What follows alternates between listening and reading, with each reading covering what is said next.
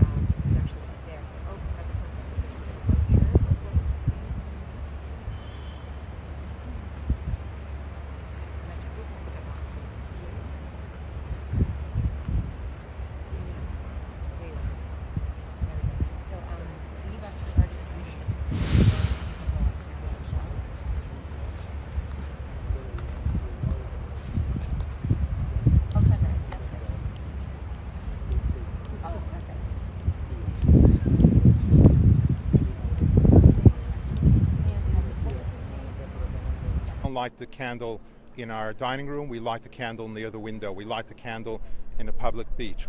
We light the candles everywhere because we want to spread that light.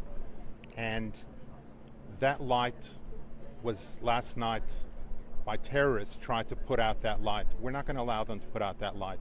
Tonight we're going to light 2 candles, and tomorrow night we're going to light 3 candles, because that's the way we do things. That's the way we as a community hold together, support each other, and stick to the mission of making the world a better place. And your brother-in-law was the rabbi who was killed, wasn't he? Yes, he was. Yeah. Can you just tell us about him? So Rabbi Eli was really a beautiful man. He was a person who loved everybody, who didn't judge anybody. He would learn with anybody. He would visit anybody, whether it was in hospital, whether it was even in prison, wherever it was. He just had this incredible love for people and would connect with people, and people loved him. People would gather around him. His birthday party, hundreds of people would come to celebrate with him because he was just such a positive guy, had such wonderful energy around him, and unfortunately he's gone. Yeah, and how is his family? You were with him last night. Well, I'm part of the family, so, we're devastated, but we're holding together, and somehow we're going to have to get through it. What's the Jewish tradition in terms of what happens now? What will happen now for the people who are affected by this? So direct families, there's a process to get to the point of a funeral, and then within Jewish tradition, the mourning process is actually contained, if you like. There's a 7-day process, there's a 30-day process, 11 months, etc., which gives you really a transition through that mourning period and back into regular life. So it's quite special within the Jewish religion, and it's time, particularly during the first 7 days after the funeral, where friends and family come and they pray together in the home, etc. So it's very much about community and support. Some people we've spoken to this morning have said, given what has happened over the past, a year and a half, and events in Sydney, that this is not a surprise. Do you share that feeling? Look, we're not happy about what's happened, and all those things that we've been saying are concerns, have been concerns, and are still concerns.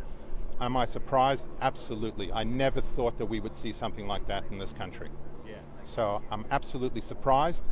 Do I think that those things need to be relooked? Absolutely. We need to really have a good, hard think about how we deal with social media, how we deal with messaging, what we tolerate, whether it's in the name of free speech or otherwise. We really need to have a strong think about it, because this is just unacceptable on any level. I think there's probably a lot that the government needs to do, but I think it needs real consultation, needs to bring people together, needs to look at all the different balancing things, because there are different communities that have different needs and different wants, etc. So you can't sort of say, well, our community is the only community and it's all about us. There's other communities as well. So we need to work with everybody, but there's no question that the hate and messaging and the social media and all this kind of hate stuff, it's got to stop. Okay.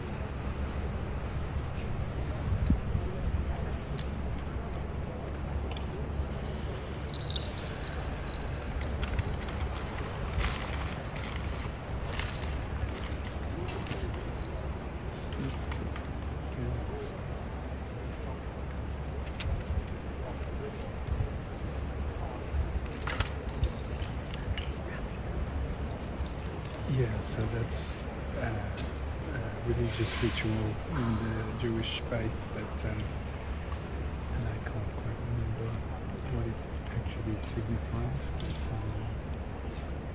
But it's obviously with a rabbi who's telling him what to do.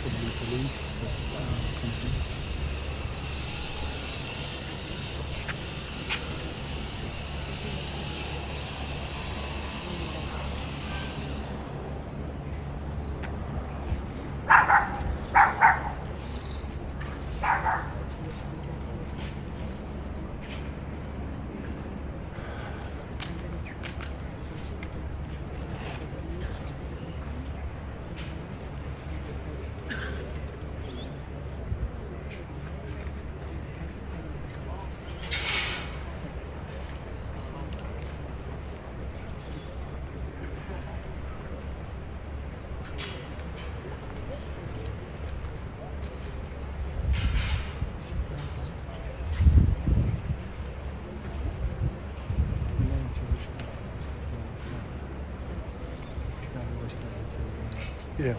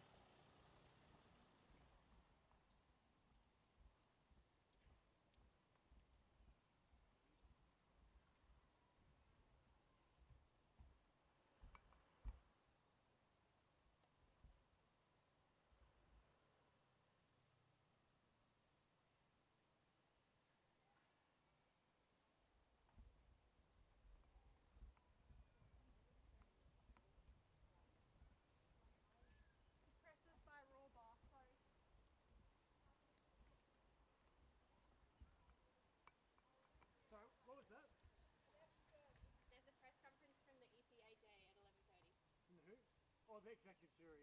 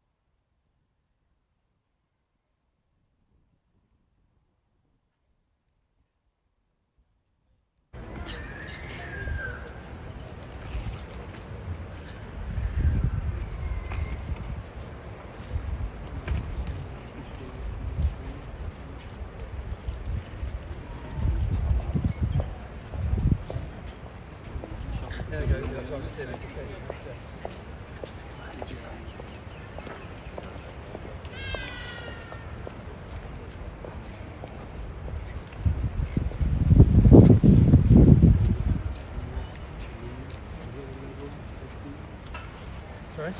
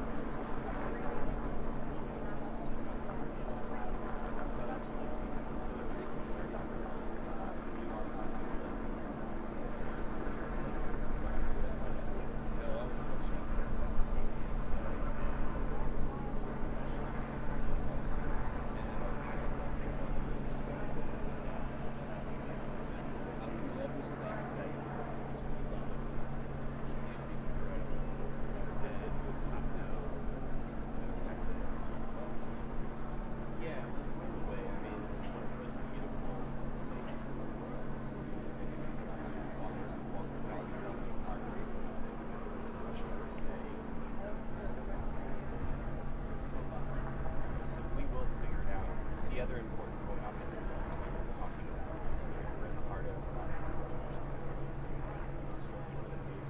one of the two major hubs, I believe, and many of them every Jewish holiday. You're there right now, so there's walking up.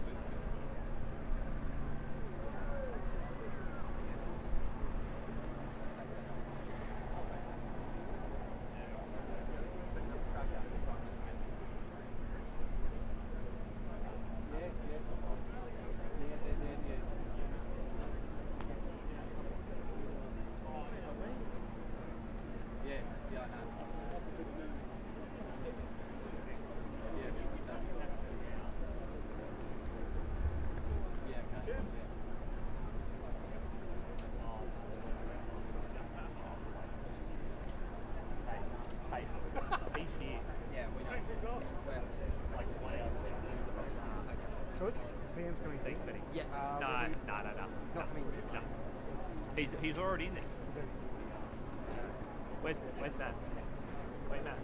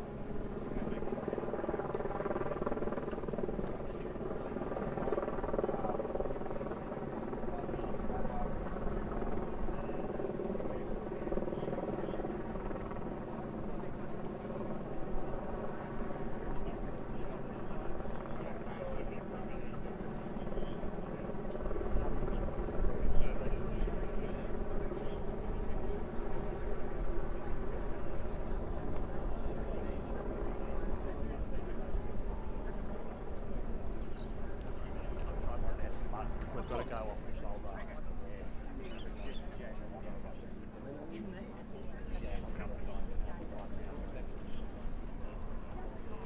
Oh, yeah.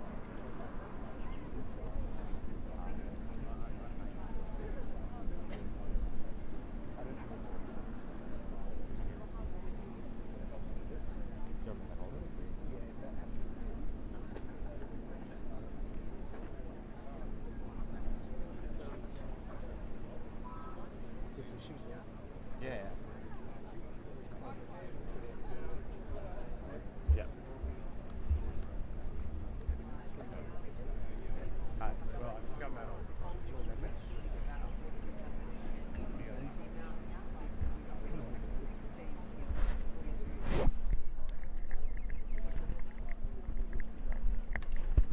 jumping on the side.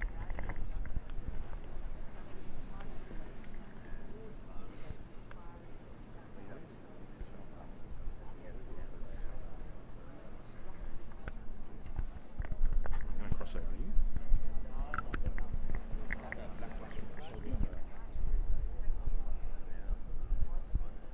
Sorry, well, it's just taking a moment.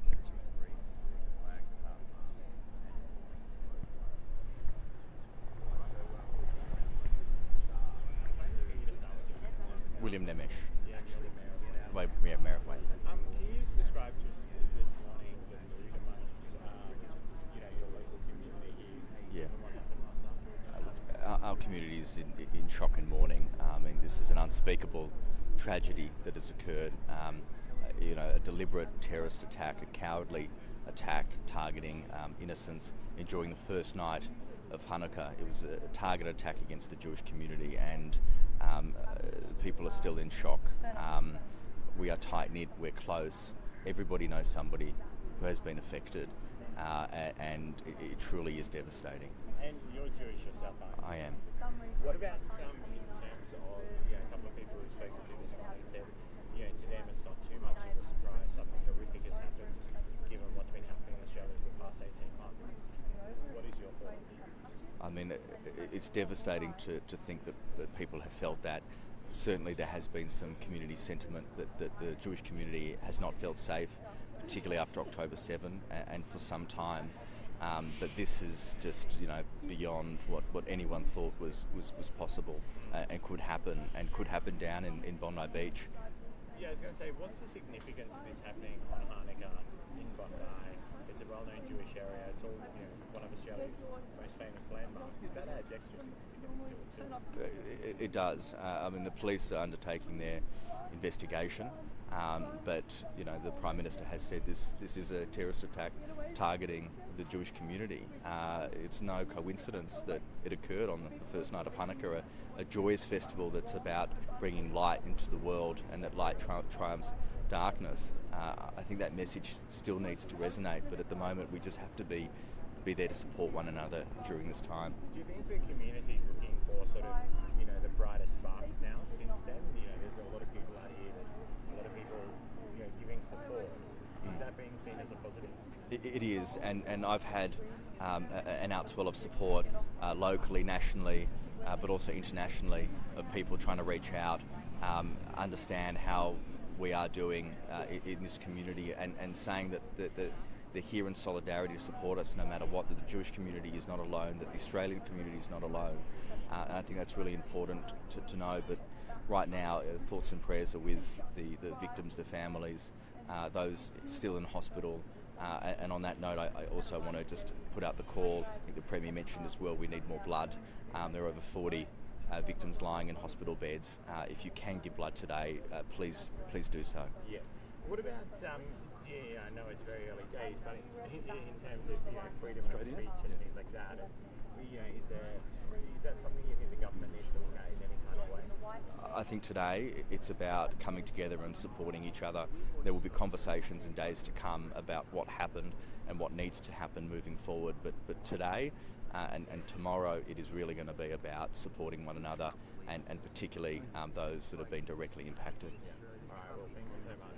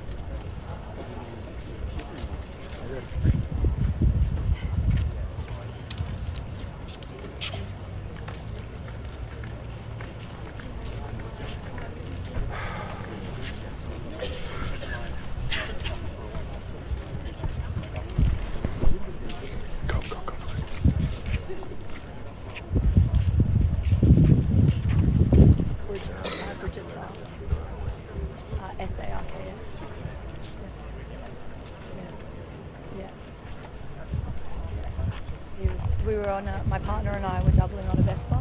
We were going a kilometre down the road to my brother's house, and we usually go straight out of our street, but there was just too much traffic, so we turned right onto the promenade.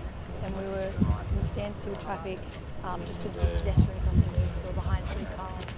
And for some reason, we were just people watching, and we were both looking out. We were about 3 metres away from one of the, we didn't know he was a shooter at the time. And I thought he was getting out of the back of an Uber because he got out the back left-hand door. And for a split second, I felt sorry for him. I thought he was tripping and picking up his crutches. So that's what I thought he was picking up off the ground. Like, the poor guy's tripped crutches, and he just picks up. I saw like 2, and then he just picks up 1, and it's this huge rifle, and just instantly shoots towards that way. He wasn't at the kind of in front of the bridge. He shoots that way. There's hundreds of people at the bus stop, and I just said to Tommy, "I'll just drive." He has a gun, so Tommy just takes off. I just think I'm going to get shot in the back, so I didn't want to scream until we leg it. And we normally come up this way, and instead we went all the way down the promenade to the south, and just screaming the whole way down. Run, his gun. Like, I've lost my voice, just screaming the whole way down. And then once we got to the back streets, we just kept screaming at everyone, like, get inside, get inside. And yeah, that once we got to my brother's house, it wasn't even on the news yet because it was still happening. Yeah, we were just there for about 3 or 4 hours. Our streets, there's our streets.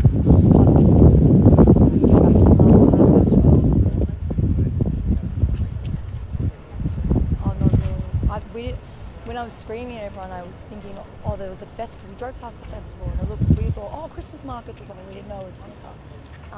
And I just go, in my head, I'm like, if it's firecrackers or if it's a cap gun, and it's just someone from the festival, I'd rather be wrong and yell at people and get in trouble than, like, if I'm right, I go to tell everyone to run. I had my phone in my hand, and I thought to call the 000, and I go, everyone else is going to be good, I just have to tell people to run. But still, to, like, when I got the house and it wasn't on the news yet, I thought it wasn't. I was like, oh, maybe I was wrong. I thought maybe I was wrong when it did, like, fireworks or firecrackers or anything. But I know what I saw. I saw him shoot the gun, and it just all hell broke loose. There's just people everywhere, kids everywhere, kids screaming. Everywhere. Yeah, it was horrible. Alright, thank you. Yeah, that's it. That way. Thank you.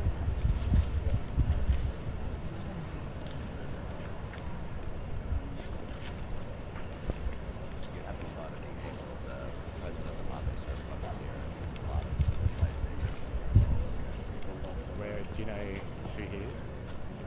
Liz Webb, she's there right there. The bag. So she's the president of the Senate? One of the but I just think a lot of certain places. Yeah. That's the thing. All right.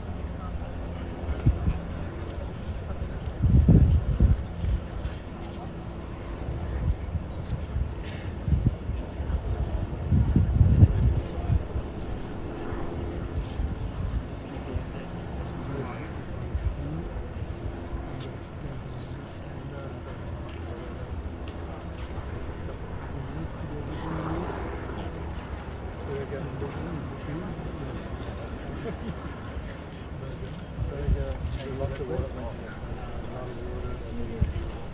Yeah, it's not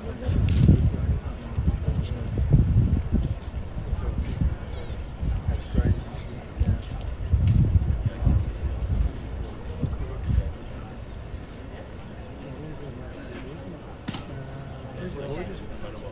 Yeah, I don't know. Oh, yeah, they go down.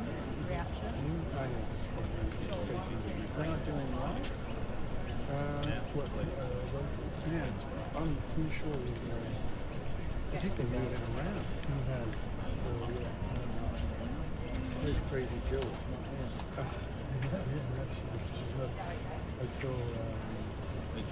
one of the young. Good afternoon, ladies and gentlemen. This morning I spoke about the recommencement of our operation to make sure that we support the Jewish community, make sure that we have confidence in the Jewish community.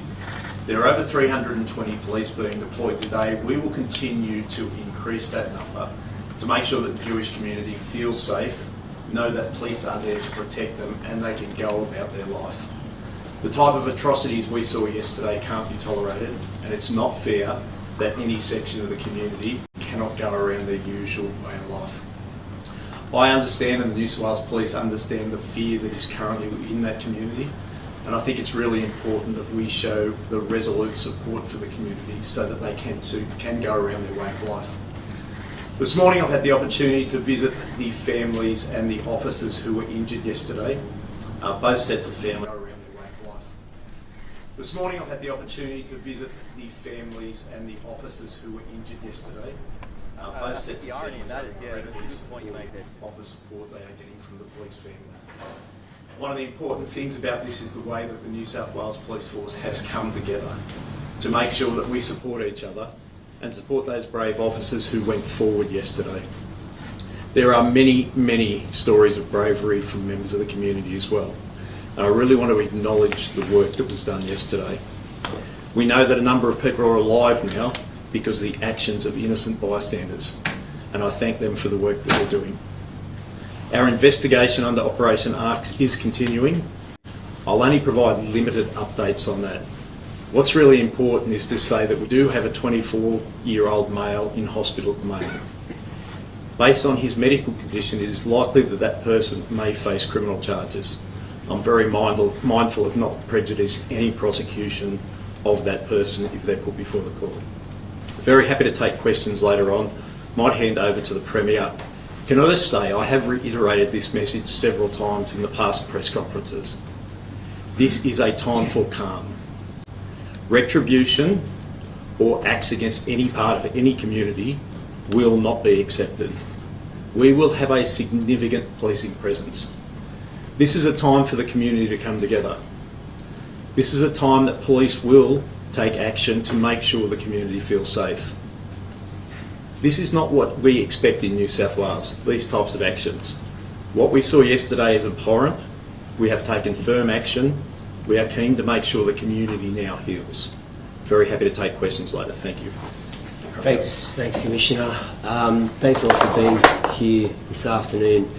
Obviously a very trying day in Sydney. This morning with the Treasurer and the Minister for Multiculturalism, I met with Jewish community leaders, spoke with several of them on the phone and reiterated the public's unswerving support of that community during this incredibly dark hour, and to let them know that the people of Australia are behind them and are with them and are grieving with them today. This is a shocking act of violence, as we've said, and it needs to be met with an overwhelming government, community and police response. Operation Shelter will be overwhelming, and it may be inconvenient for people in the coming days, but we need to send a clear message to the people of this state and those in that affected community that have seen so much violence and damage, that New South Wales Police are there to protect them, to keep them safe, and that they've got every right to celebrate their faith and enjoy this festive period free from the profound worry and sadness associated with this horrible violence.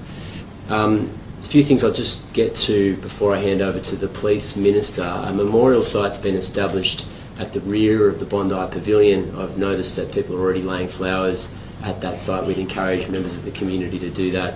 It's encouraging to see record inquiries and massive lines at blood donation services across New South Wales. Please be patient if you'd like to make that act of civic duty, but it is warmly welcomed and it will go to a good cause. It's something practical that you can do in response to this terrible act. The New South Wales Crisis Cabinet meeting, committee I should say, met last night. It'll meet again this afternoon and daily after that. National Cabinet's Crisis Committee meeting will meet as well this afternoon, and myself and the Police Commissioner will be on that with national security officials. We'll meet the National Security Committee this afternoon. We're urging people, if they have information or they'd like information, to contact the Public Information and Inquiry Centre. It's open and is operating 24/7 on 1800 227 228. The Public Information and Inquiry Centre will answer general queries and also register for people who are forced to leave personal possessions in the immediate vicinity that may be still under police protection or a police block. We know that there's cars, wallets and phones that are in that area. That's the best number to call to retrieve your personal belongings. Operation Shelter, as the Police Commissioner has said, is up and operational, but that will be beefed up in the coming days. Bondi Beach public school remains closed because of its proximity to the scene. School counselling services have been arranged at nearby public schools, and I understand that Premier's Department counsellors are on site with a vest if people need immediate emergency mental health support or counselling. They're working on setting up a static operation on site in Bondi if you need that help and support, as no doubt the community will. Having spoken to Jewish community leaders today, they're reeling and in crisis, and obviously many of them are incredibly distressed at what they've seen. The latest information is 15 innocent people are dead. One of the perpetrators is dead, 16 in total. 38 people remain in New South Wales hospitals being treated, and that's all I'll say right now. I'll hand over to the Police Minister. Thanks so much, Premier. As the Premier just said, the Premier's counsellors are out on site, and I've just come back from Bondi, and I can honestly say how valuable their contribution is, stopping not only officers but just generally people who are out there, and they really are having a big impact. So important that we get that message out. If you need to speak to someone, we do actually have that operation out there. We've got experts out there wanting to help. Also went out to see the police and to thank the police out there. We have police from commands right across metropolitan Sydney out and Bondi at the moment, around that area. And again, you know, like only too often, the police got a phone call this morning who were on today at 4:15 and were directed to go straight out there, and not a hesitation. No hesitation whatsoever. The Blue family is really all behind each other. They're behind the community, and they are only too happy to be of assistance in keeping our community safe. I spoke with some Jewish leaders out there. They were so thankful of the police and the work that they've been doing. As we well know, the relationship between the Jewish community and the New South Wales Police is strong, and they have been working hand in glove with CSG and our Jewish leaders for a couple of years now, given the circumstances that we have been in that community.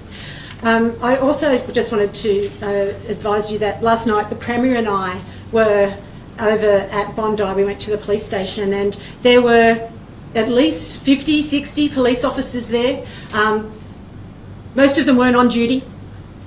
They just heard the event, put their uniform on, got in their car and drove to Bondi Police Station because they knew they'd be needed. We had them not just from their pack, their locals, as far as Newcastle, Sutherland, Western Sydney, you name it.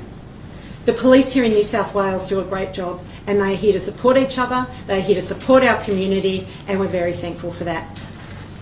We're all happy to take questions. Commissioner, the ABC has reported that the younger shooter was under investigation by ASIO 6 years ago for connections to a Sydney-based Islamic State terror group.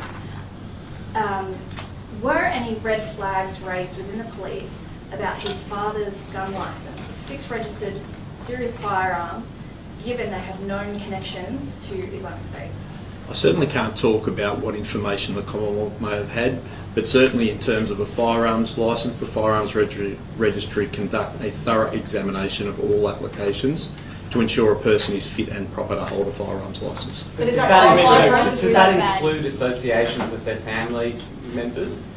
It absolutely can, depending on the nature of the association, depending on the nature of the intelligence that's there. They have to weigh up all of those things in accordance with the Firearms Act. And do they have access to be changed? Premier, how can we change the gun law so a man in suburbia doesn't have 6 licensed firearms? He's not a farmer after all. Yeah, well, look, we're looking at that as we speak. I think it's time that we have a change to the law in relation to the firearms legislation in New South Wales, but I'm not ready to announce it today. We want to make sure that prospective reform and change in New South Wales has a lasting impact, but it's not the last time I'll be mentioning it, and you can expect action soon. Why was he granted a firearm licence? I can't answer that question. Do we have that information on the Commissioner? Because he met the eligibility criteria for a firearms licence. So the firearms licence was to be for a recreational hunting licence. There are 2 types of hunting licence, the ability to hunt on a property or also as part of a hunting club, so a gun club. He was a member of a gun club and was entitled, by nature of the Firearms Act, to have a firearms licence issued. Commissioner, sorry, just one at a time, please. Which gun club was that? Pardon? Do we know which gun club? I don't have those details with me at the moment. Commissioner, What category of gun licence did he hold? I understand the different categories allow you to register different types of firearms. He had a Category AB licence, which entitled him to have the long arms that he had as registered firearms. Commissioner, does the New South Wales Firearms Registry talk to federal authorities? Like, would they have known what ASIO knew about his son? Depending on the nature of it, and as I said this morning, that's very much under investigation at the moment. We want to understand whether the person was, and certainly by criteria, he was eligible to hold a firearms licence. We do take into account all intelligence that's available, so yes, we certainly do that. And does the New South Wales Police have any discussion with ASIO regarding their investigations into the 24-year-old individual? We work very closely with all Commonwealth agencies. As I said, I'm not going to go into what information ASIO may have held. We will work closely with the Commonwealth. Premier, do you have concerns that this might be a case of federal agencies not talking to New South Wales Police, and are you going to raise that concern this afternoon? Look, I mean, I think it's reasonable in the circumstances to allow a full investigation and an inquiry to take place. There's a sequence here that's important. Firstly, community safety. Secondly, the investigation. There's an offender in custody. That prosecution is hugely important in terms of justice for the victims. And of course, a comprehensive investigation as to what went wrong. What could we do better? Is there better lines of communication? I'm not in a position now to criticise it, and I think it wouldn't be the right thing to do within 24 hours of this shocking, violent attack to be pronouncing failures here without the aid of an independent investigation. What I can promise is that's exactly what we will provide here in New South Wales. It's important that we get all the information on the table, and I want to make it clear we will act on those recommendations. Josh Frydenberg, the former Treasurer, has said...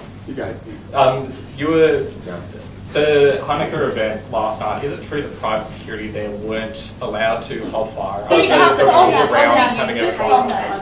Sorry? Was it a user-pays event? Can you tell us maybe how many police, or what was the police presence in the area at the time of the event, and how seriously did police take any, I guess, potential security concern at the event? Police always take safety personally. We are always mindful of community safety.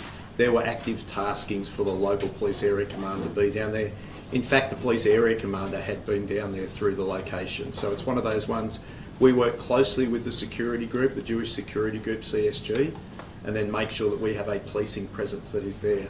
I think what I can say, and the reassurance I can give the community, is the prompt response by police indicates very clearly that police take security safe. Josh Frydenberg, the former Treasurer... Can you just give us a timetable of when the first police shots were fired, when how long did it go on for, and when were the shooters taken out? No, I can't give you that right at the moment. That's obviously part of the investigation. What I've said is that there were police at the scene at the time.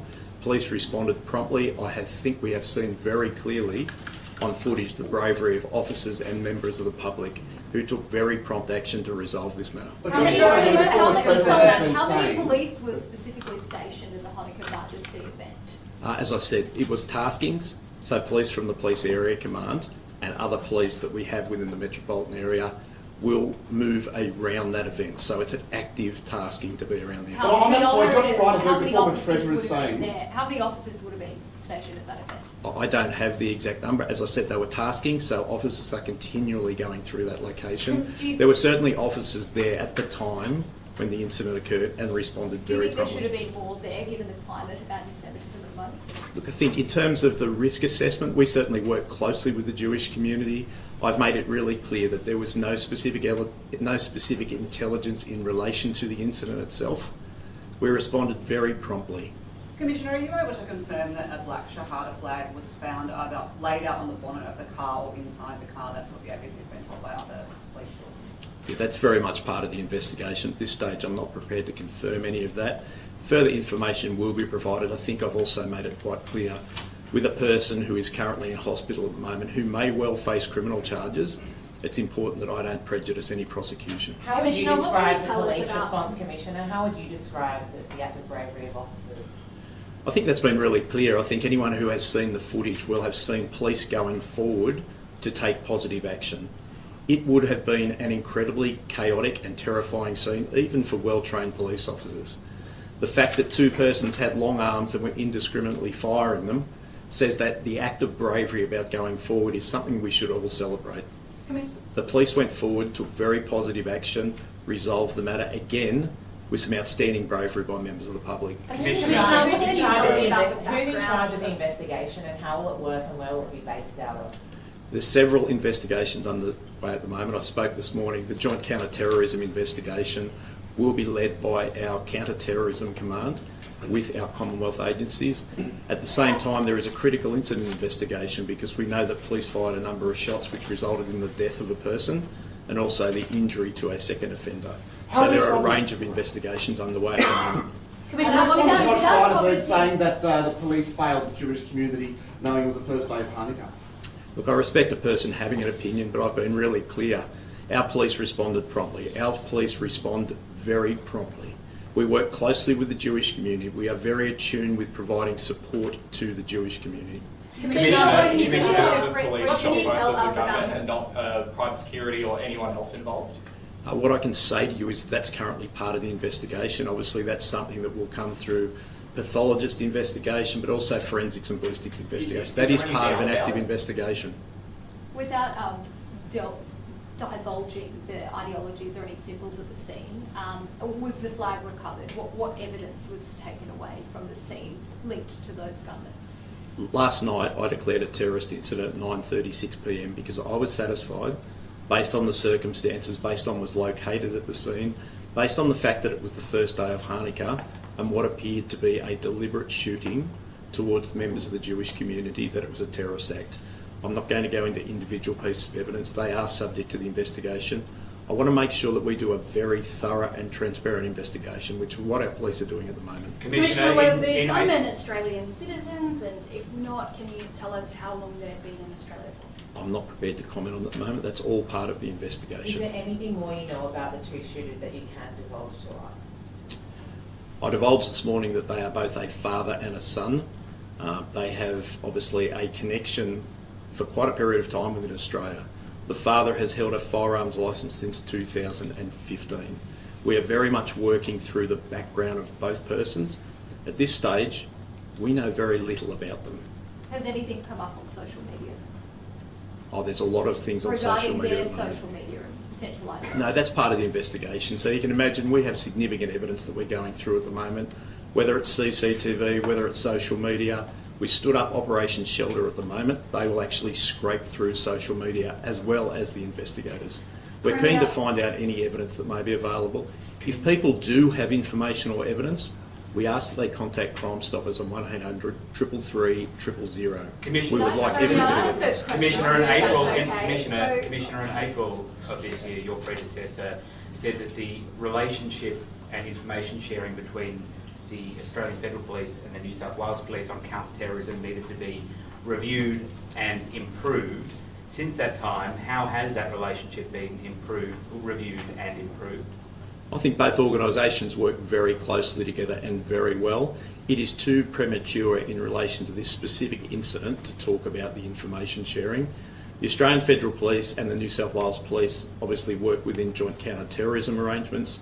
We are committed as both agencies, and I've spoken to the Federal Police Commissioner, to make sure we work closely. Together, we keep the community safer. So I'm very confident that both agencies are working together. Well, Premier, we've got this incident yesterday where the shooter had a gun licence. John Edwards, Jack Eltis, a neo-Nazi, until recently had a gun licence. Clearly, New South Wales has a checkered recent history with people with gun licences committing criminal acts. Doesn't our gun registry laws need to change? What can you do now to ensure this doesn't happen again? I mean, the short answer is yes. They need to change and they can change. It does require legislation, and it means introducing a bill to Parliament to, to be really blunt, make it more difficult to get these horrifying weapons that have no practical use in our community. If you're not a farmer, if you're not involved in agriculture, why do you need these massive weapons that put the public in danger and make life dangerous and difficult for New South Wales Police? So I understand, of course I understand the genuine desire to have information about how the law will change. We're less than 24 hours into this horrifying crime. I want to make sure that legislation and reform that we bring to Parliament makes a big difference, but that's exactly my intention, and my colleagues feel exactly the same way. Premier, what about an audit of current firearm licence holders to determine whether the people who currently have a licence still need one, considering that we had a man in suburban Sydney with 6 firearms? Yeah, I mean, that has been flagged by New South Wales Police as an issue, because the granting of a firearms licence in perpetuity is clearly not fit for purpose when you consider that someone might have committed an offence, put themselves in a situation where they're considered by police vulnerable to a criminal act. We need to make sure the firearms legislation in New South Wales is fit for purpose. That does mean restricting firearms for the general public, for the people of New South Wales, but not everybody needs these weapons of mass destruction. You don't need them on New South Wales streets. So we will be looking at change. But I understand you want details. That's completely understandable. You're going to have to give me some time to get the legislation drafted so that we can do it in an appropriate way, in a way that will make a difference. Will you consider recalling Parliament to make those changes? Premier, can I ask, will the Opera House be lit up this week to honour the victims? We're working with the Jewish community about appropriate reflections and memorials, and we'll have more to say about that soon. Is that an appropriate memorial? It may well be, but I'm not ready to announce it. Will the government consider changes for New Year's Eve celebrations and consider increased security given the threats that are circulating online about potential additional violent events, and Commissioner, is police aware of those threats being made online? Look, of course that's a massive issue.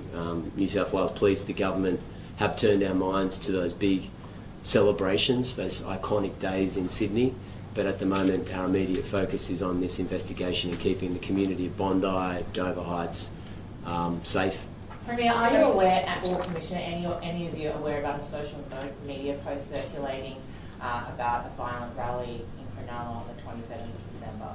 Well, I'll answer and then throw to Mal. I mean, I'll just say that will be met with the full force of the law. There will be no tolerance for any kind of retribution or some kind of vindictive counter assault on anyone in our community. We are not going to allow ever a situation where we descend into some kind of lawlessness, and if you are considering participating in something like that, you can expect a massive, overwhelming police response. It will not be tolerated. We need to appeal for calm. We need to be in a situation where we're saying to the people of New South Wales, this is a horrible event. You have to allow the communities in New South Wales to heal, to have some moment of reflection where they can mourn the loss of their loved ones. The last thing we need is a descent into vindictive violence, and we won't tolerate it in New South Wales. Bella? Yeah, thanks, Premier. I'm actually aware of that social media post. One of the key roles of Operation Shelter is to make sure that we scrape intelligence, to make sure that we plan appropriate responses. So this will be an ongoing process. We will be looking for matters that we need to plan a police response about. Our focus is clear: to keep the community safe. If people think that they're going to engage in violence, they're wrong. The police will be there, the police will take appropriate action, and I want to make that really clear. Calm is what is required at the moment. Retribution is inappropriate. The community is in grief, the community is mourning. We need calm. Thank you very much. Are you concerned about any of their other family members?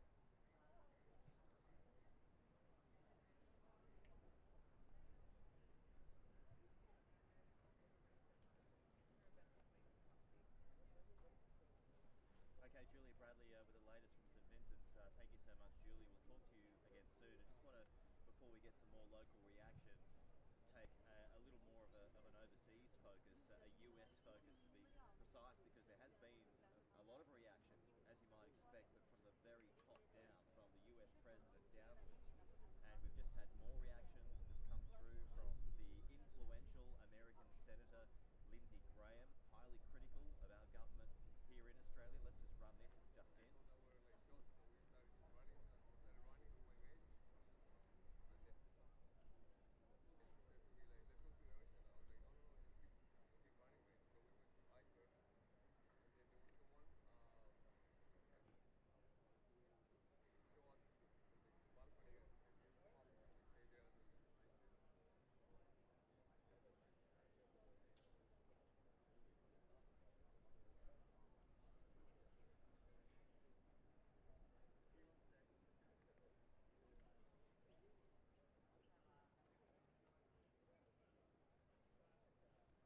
So let's stay in the United States now. That just did from Lindsey Graham. We're joined by my colleague, Sky News analyst Mick Mulvaney. It's good to talk to you, Mick. Not so much under these circumstances, but anyway, there has been, and I can't recall actually, something that's happened here in Australia that has had so much of a response, so much of a reaction from our friends in the United States, starting from the very top, from President Trump down. How much of a focus is there in the United States at the moment on what's happened here in Bondi Beach?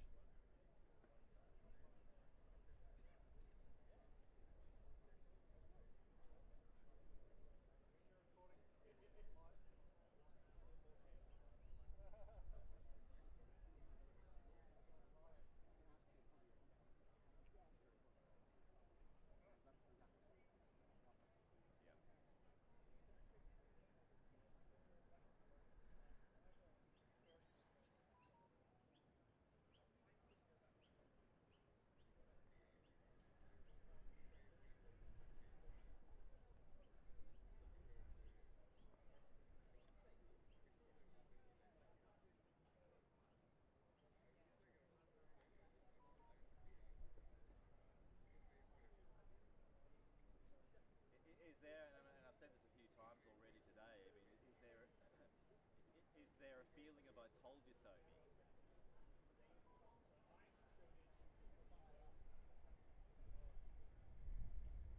Yeah, yeah.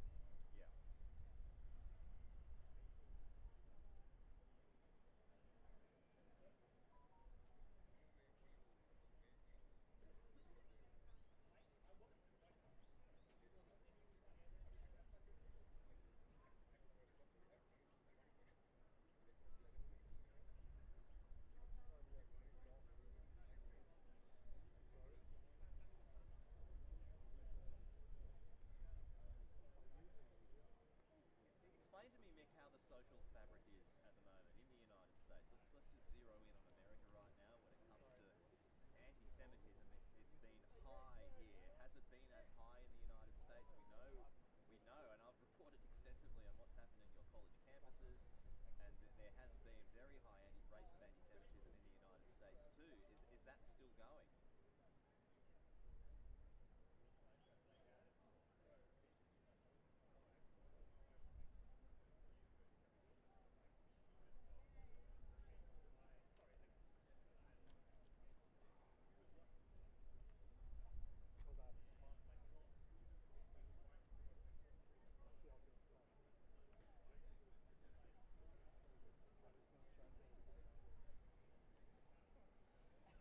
Most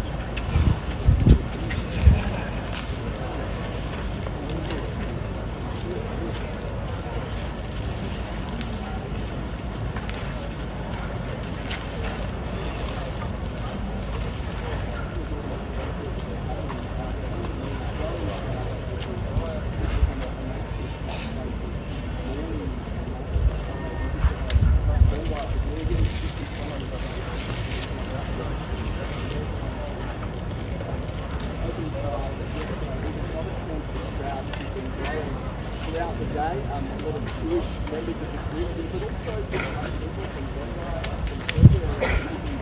And now, of course, internationally,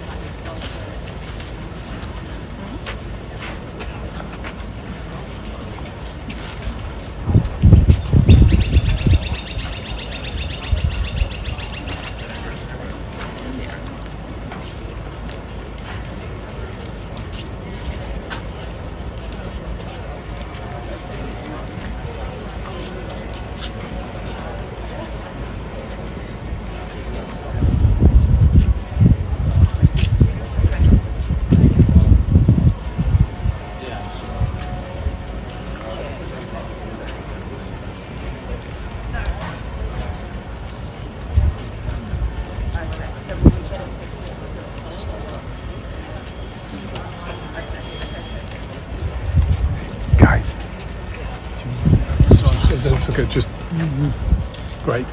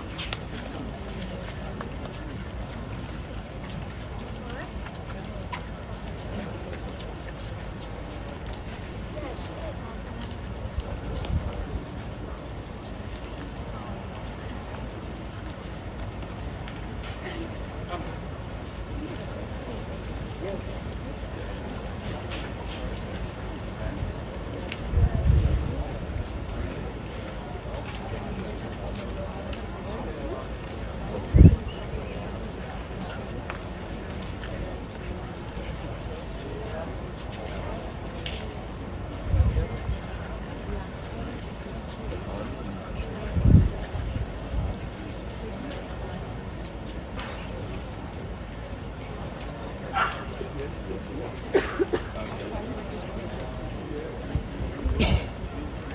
Tim.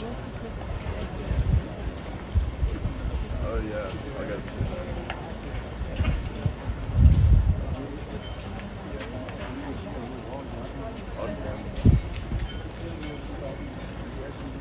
Oh, just come up. Alright, sweet.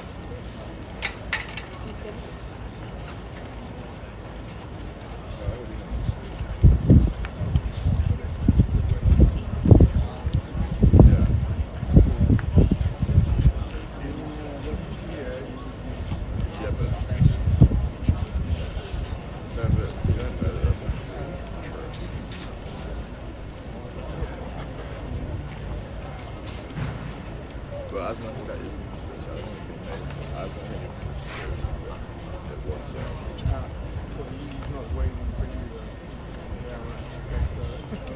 No, I know. Yeah, but I didn't see this in the same.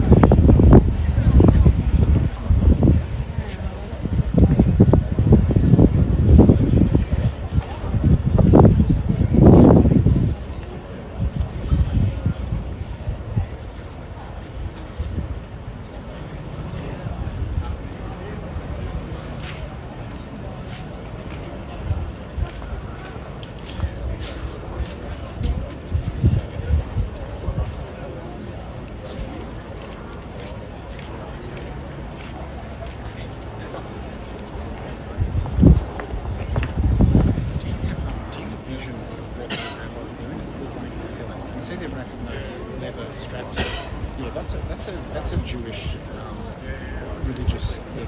So we're just going to do this and we'll go and film that. I heard your accent.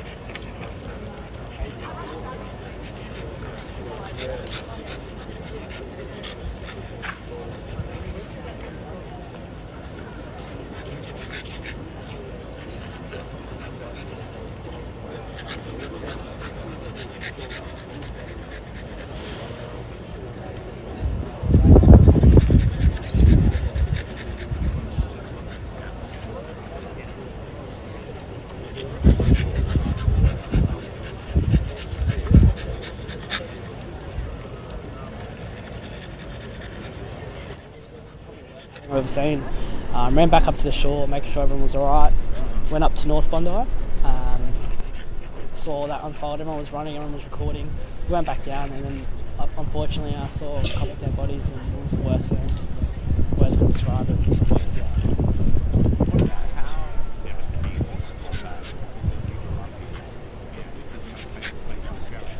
Yeah, it's honestly terrible, but I think as a community we can move forward from this. It's going to be really hard, but I think the spirit's really high, the Australian spirit, especially people in Bondi, and I think we can look forward on this and take matters and use it to help other people out. So I think this is a good wake-up call for all Australians. We can move forward from this, but we're going to have to work really hard. And yeah. How long did it all unfold for? Like once you went to Honestly, it felt like hours. Yeah. It felt like hours. Probably took 45 minutes max, but the whole thing took like hours, felt like hours. It was honestly, everything was like in slow motion, which words can't describe. Yeah, and it would have just been a scene of panic. Yeah, so everyone was running, everyone was screaming, everyone was crying. It was just the worst feeling. I wouldn't wish it on my worst enemy, that's how bad it was. Yeah. Alright. Thank you.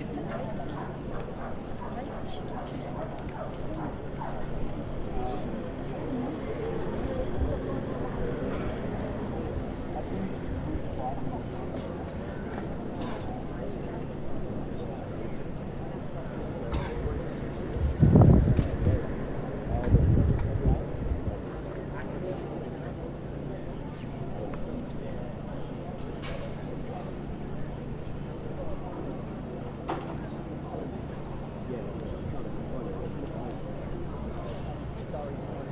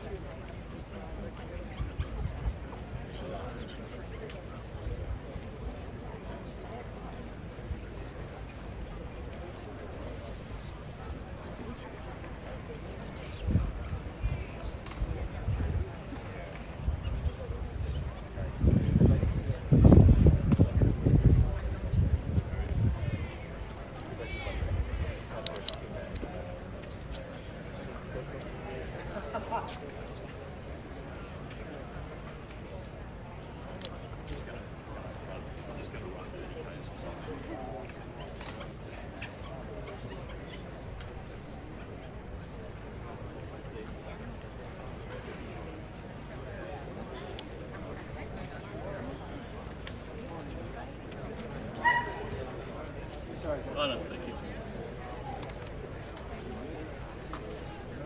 T-shirt and suit, jacket,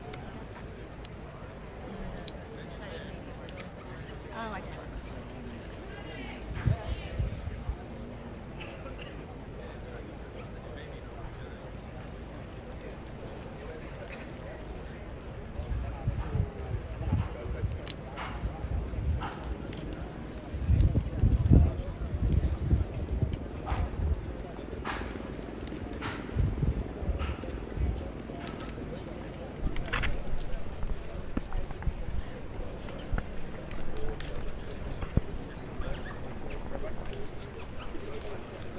I'm Rabbi Mendel Kestel.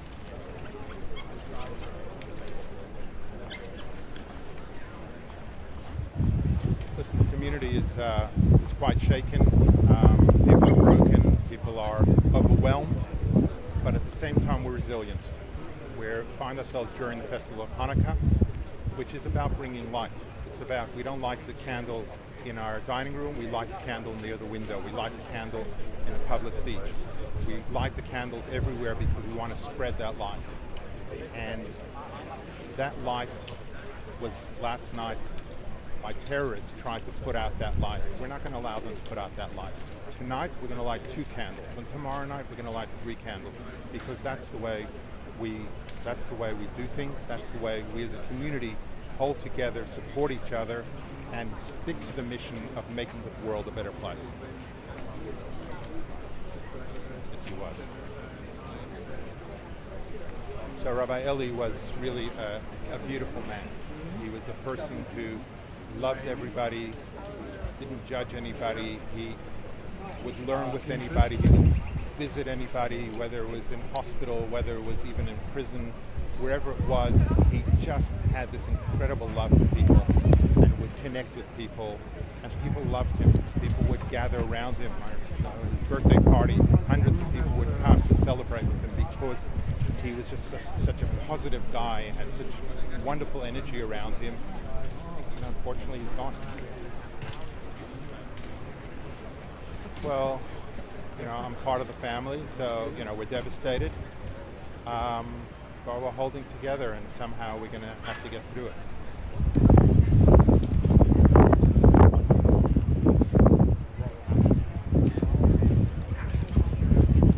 Direct families, there's a process to get to the point of a funeral, and then within Jewish tradition the mourning process is actually contained, if you like. There's a 7-day process, a 30-day process, 11 months, etc., which gives you really a transition through that mourning period and back into regular life. So it's quite special within Jewish religion, and it's time particularly during the first 7 days after the funeral, where friends and family come and they pray together in the home, etc. So it's very much about community and support.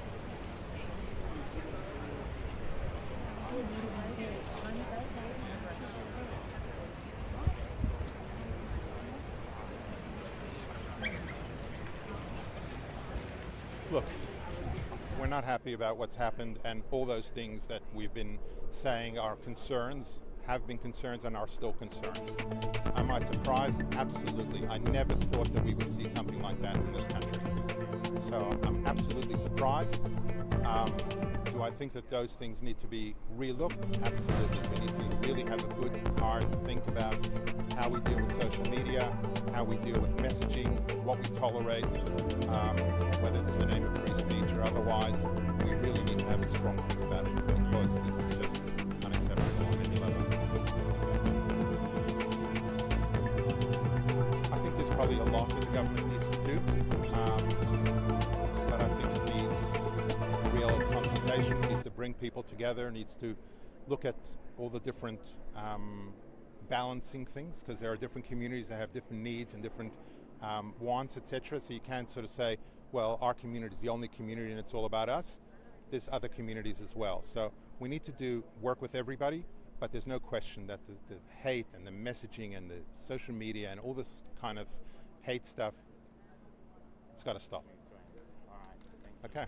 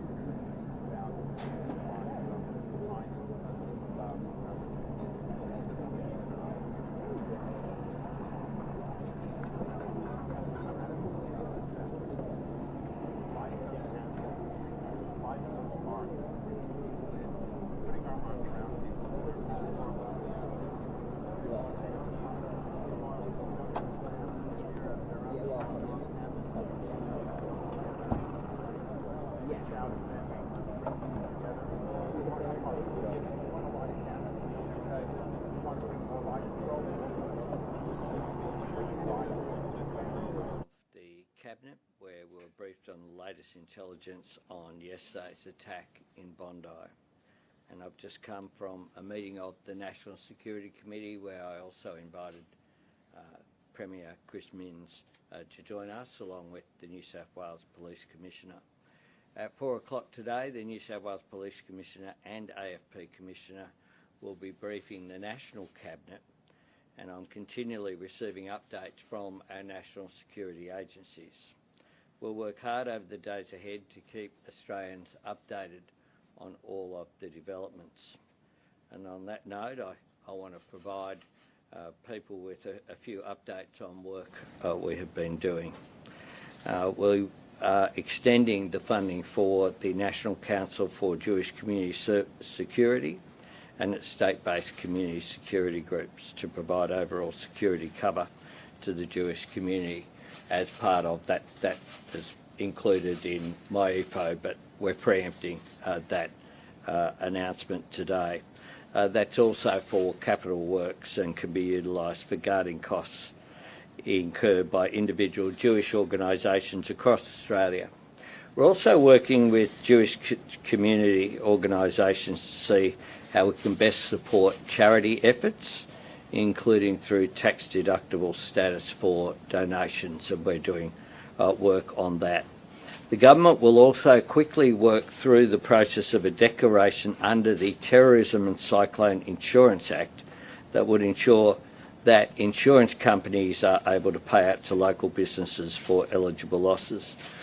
We're also working on support for funerals that will be held, but also visitor visas for people who are relatives wishing to visit Australia for those funerals, and I'll ask the Minister to comment on that. I do want to make a couple of more points as well. This morning I met with police who were on the scene last night, some of whom had been up all night. These are brave people, many people who were off-duty police, headed towards Bondi last night from as far away as Newcastle and the Central Coast. They did so because of their commitment to their fellow Australians and the diligence that they show. And I think we need to recognise their incredible work at a time as well when 2 police officers have been seriously injured as a result of the efforts and bravery that they have shown. What we saw yesterday was an act of pure evil, an act of terror, an act of anti-Semitism, an attack on the first day of Hanukkah targeted at the Jewish. 一起来关注全球现场，在澳洲雪梨著名的邦迪海滩，星期天爆发了反犹太恐攻事件，至少造成有16人死亡，42人受伤。而恐攻发生前，海滩上正在举行犹太人光明节的庆祝活动，有游客就记录下了传出枪响之后的混乱情况，一起来看。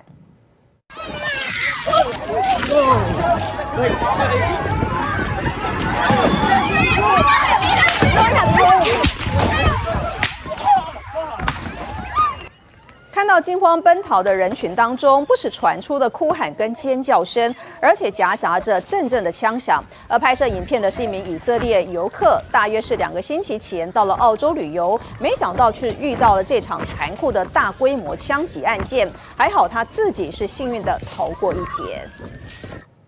在澳洲所发生的这起大规模的恐攻事件，死亡人数攀升到了16人，另外还有11人目前是命危，多人受伤。事发当下，有一名白衣男子英勇的夺枪，当地州长表示，这是他此生中见过最不可置信的画面。What are your thoughts on there's a video of a member of the public wrestling one of the guns off one of the offenders? I think it's the most unbelievable scene I've ever seen.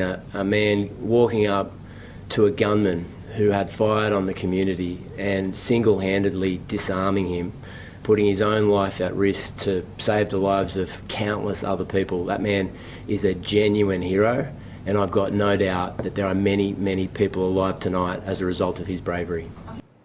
从画面上可以看到，持枪歹徒正在开火射击，后面有个白衣男子从后方的车辆间冲出来，跟枪手发生了激烈的扭打，迅速的夺下了步枪，让目睹的民众都吓到倒抽一口气。而事后，这个白衣男子的表弟证实，那个人就是他的表哥，是水果店老板。表哥在搏斗当中遭到2次的枪击，目前正在医院接受治疗。好，整个事件我们为您做一个比较明白清楚的整理。来看到呢，澳洲雪梨邦迪海滩在14号傍晚5点左右所发生的这一起震惊了全国的枪击案件。当时这个海滩正在举行犹太社区的光明节活动，有2名父子呢，他们是枪手站在海滩人行路桥跟沙滩附近，拿着长枪向人群冷血的扫射，至少有50颗的子弹，造成了至少有16个人死亡，有42 42人受伤，而年纪呢是介于10岁到87岁之间。而伤者当中包含了有2名警察，多名是伤势严重。随后呢，警方迅速的到现场，跟枪手爆发了激烈的交火，而50岁的父亲是当场被击毙。事后呢，这个警方调查发现，他是拥有合法的枪支许可，他的名下有6支的枪，而在现场也找到了有6支枪。而另外呢，24岁的儿子呢，则是重伤送医。目前警方是已经排除有第3名的嫌犯，并且在嫌犯的住处找到了未引爆的炸弹装置。警方把这个事件定调为是针对犹太社群的反犹太主义袭击，并且在全国犹太社区增加警力跟安全上的戒备。而事发当时呢，这个邦迪海滩就是在举行这个光明节的活动，这是犹太教的重要的节日，是用来纪念信仰自由跟光明。现场超过有1000人参加，而其中包含有大量的家庭、儿童。活动本来是充满着欢乐跟灯火，但是呢，枪击案发生当下有惊险的一幕曝光。刚也看到了一名白衣男子从后方悄悄的靠近枪手，勇敢的夺枪，并且逼退了嫌犯。过程中他也不幸的中弹送医治疗。而目击者表示说，这名男子不顾自身的安全，把枪口对准了原本对人群开枪的枪手，成功的阻止更多的伤亡。而现场民众看到之后，迅速的逃离，有数百人沿着沙滩跑向了周边的街道跟公园。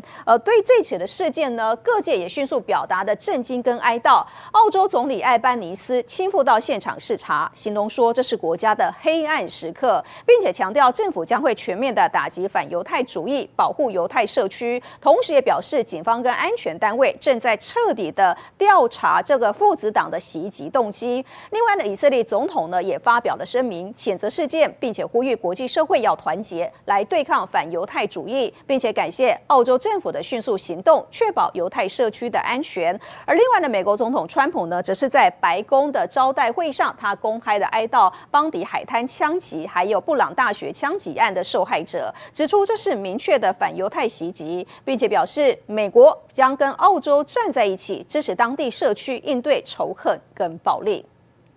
好，我们看到呢，在14号下午海滩呢所发生的这起恐怖的攻击事件，那枪手呢持枪对着海滩毫无防备的群众展开无差别的扫射，造成至少有16人死亡，其中包含了2名的警察。我们就来看空拍的画面。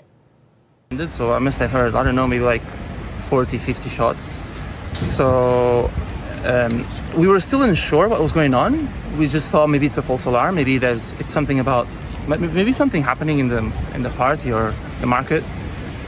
And then that's when we heard the police and the ambulances, so then we thought, okay, no, this is serious. 好，从这一段的空拍的画面可以看到，有2名身穿黑衣的枪手，他们是站在横跨了海滩区域的人行路桥上，不断的向下方扫射，跟警方展开交火。2名枪手接连中枪倒地，有个目击者形容说，他看到了地上有脑浆，形容说这是他看过有史以来心里会有阴影的画面。好，这起枪击案呢是澳洲将近30年来最严重的一场枪支暴力事件，大开杀戒的2名枪手竟然是一对父子党。而雪梨警方搜索了嫌犯的住处，附近的邻居都表示不敢相信。We noticed them; they come and go every day here, and they never say hello or anything. They just normal. We thought they are normal people. Yeah, we were so shocked to notice that one of the guy who shoot people, they live in here. Yeah. 警方封锁了这栋位在雪梨郊区的住宅，并且在周边拉起了警戒线。而涉案的2名枪手是一对父子，50岁的父亲遭到警方当场的击毙，24岁的儿子身受重伤送医治疗。而目前警方排除第3人涉案的可能，也将枪击事。一起来关注全球现场，在澳洲雪梨著名的邦迪海滩，星期天爆发了反犹太恐攻事件，至少造成有16人死亡，42人受伤。而恐攻发生前，海滩上正在举行犹太人光明节的庆祝活动，有游客就记录下了传出枪响之后的混乱情况。一起来看。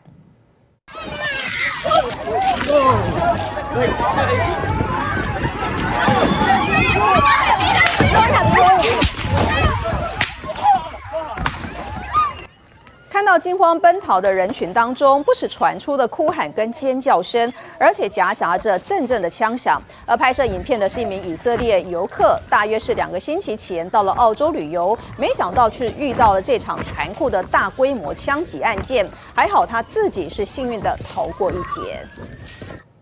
在澳洲所发生的这一起大规模的恐攻事件，死亡人数攀升到了16人，另外还有11人目前是命危，多人受伤。事发当下，有一名白衣男子英勇的夺枪，当地州长表示，这是他此生中见过最不可置信的画面。What are your thoughts on there's a video of a member of the public wrestling one of the guns off one of the offenders?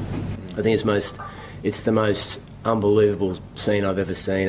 A man walking up to a gunman who had fired on the community and single-handedly disarming him, putting his own life at risk to save the lives of countless other people. That man is a genuine hero, and I've got no doubt that there are many, many people alive tonight as a result of his bravery.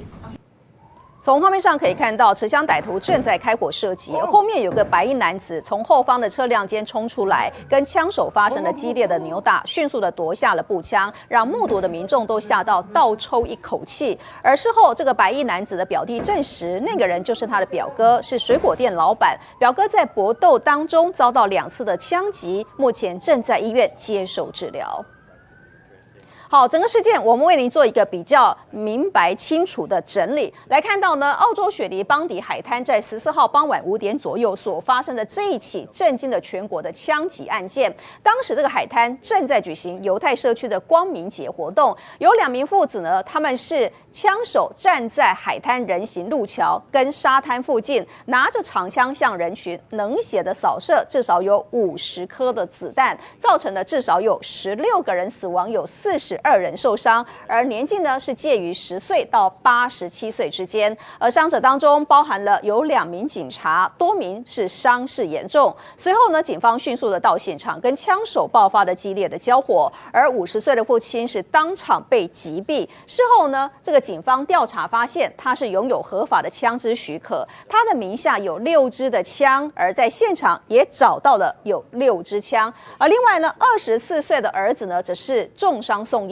目前警方是已经排除有第3名的嫌犯，并且在嫌犯的住处找到了未引爆的炸弹装置。警方把这个事件定调为是针对犹太社群的反犹太主义袭击，并且在全国犹太社区增加警力跟安全上的戒备。而事发当时呢，这个邦迪海滩就是在举行这个光明节的活动，这是犹太教的重要的节日，是用来纪念信仰自由跟光明。现场超过有1000人参加，而其中包含有大量的家庭、儿童。活动本来是充满着欢乐跟灯火，但是呢，枪击案发生当下有惊险的一幕曝光。刚刚也看到了一名白衣男子从后方悄悄的靠近枪手，勇敢的夺枪，并且逼退了嫌犯。过程中他也不幸的中弹送医治疗。而目击者表示说，这名男子不顾自身的安全，把枪口对准了原本对人群开枪的枪手，成功的阻止更多的伤亡。而现场民众看到之后迅速的逃离，有数百人沿着沙滩跑向了周边的街道跟公园。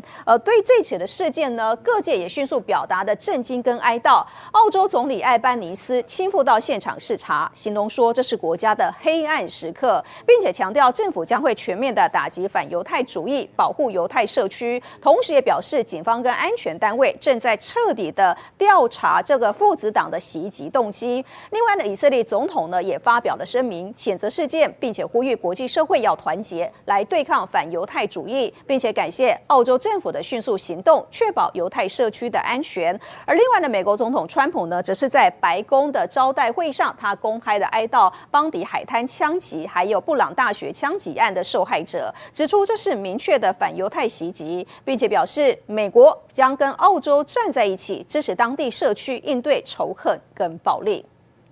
好，我们看到呢，在14号下午海滩呢所发生的这起恐怖的攻击事件，那枪手呢持枪对着海滩毫无防备的群众展开无差别的扫射，造成至少有16人死亡，其中包含了2名的警察。我们就来看空拍的画面。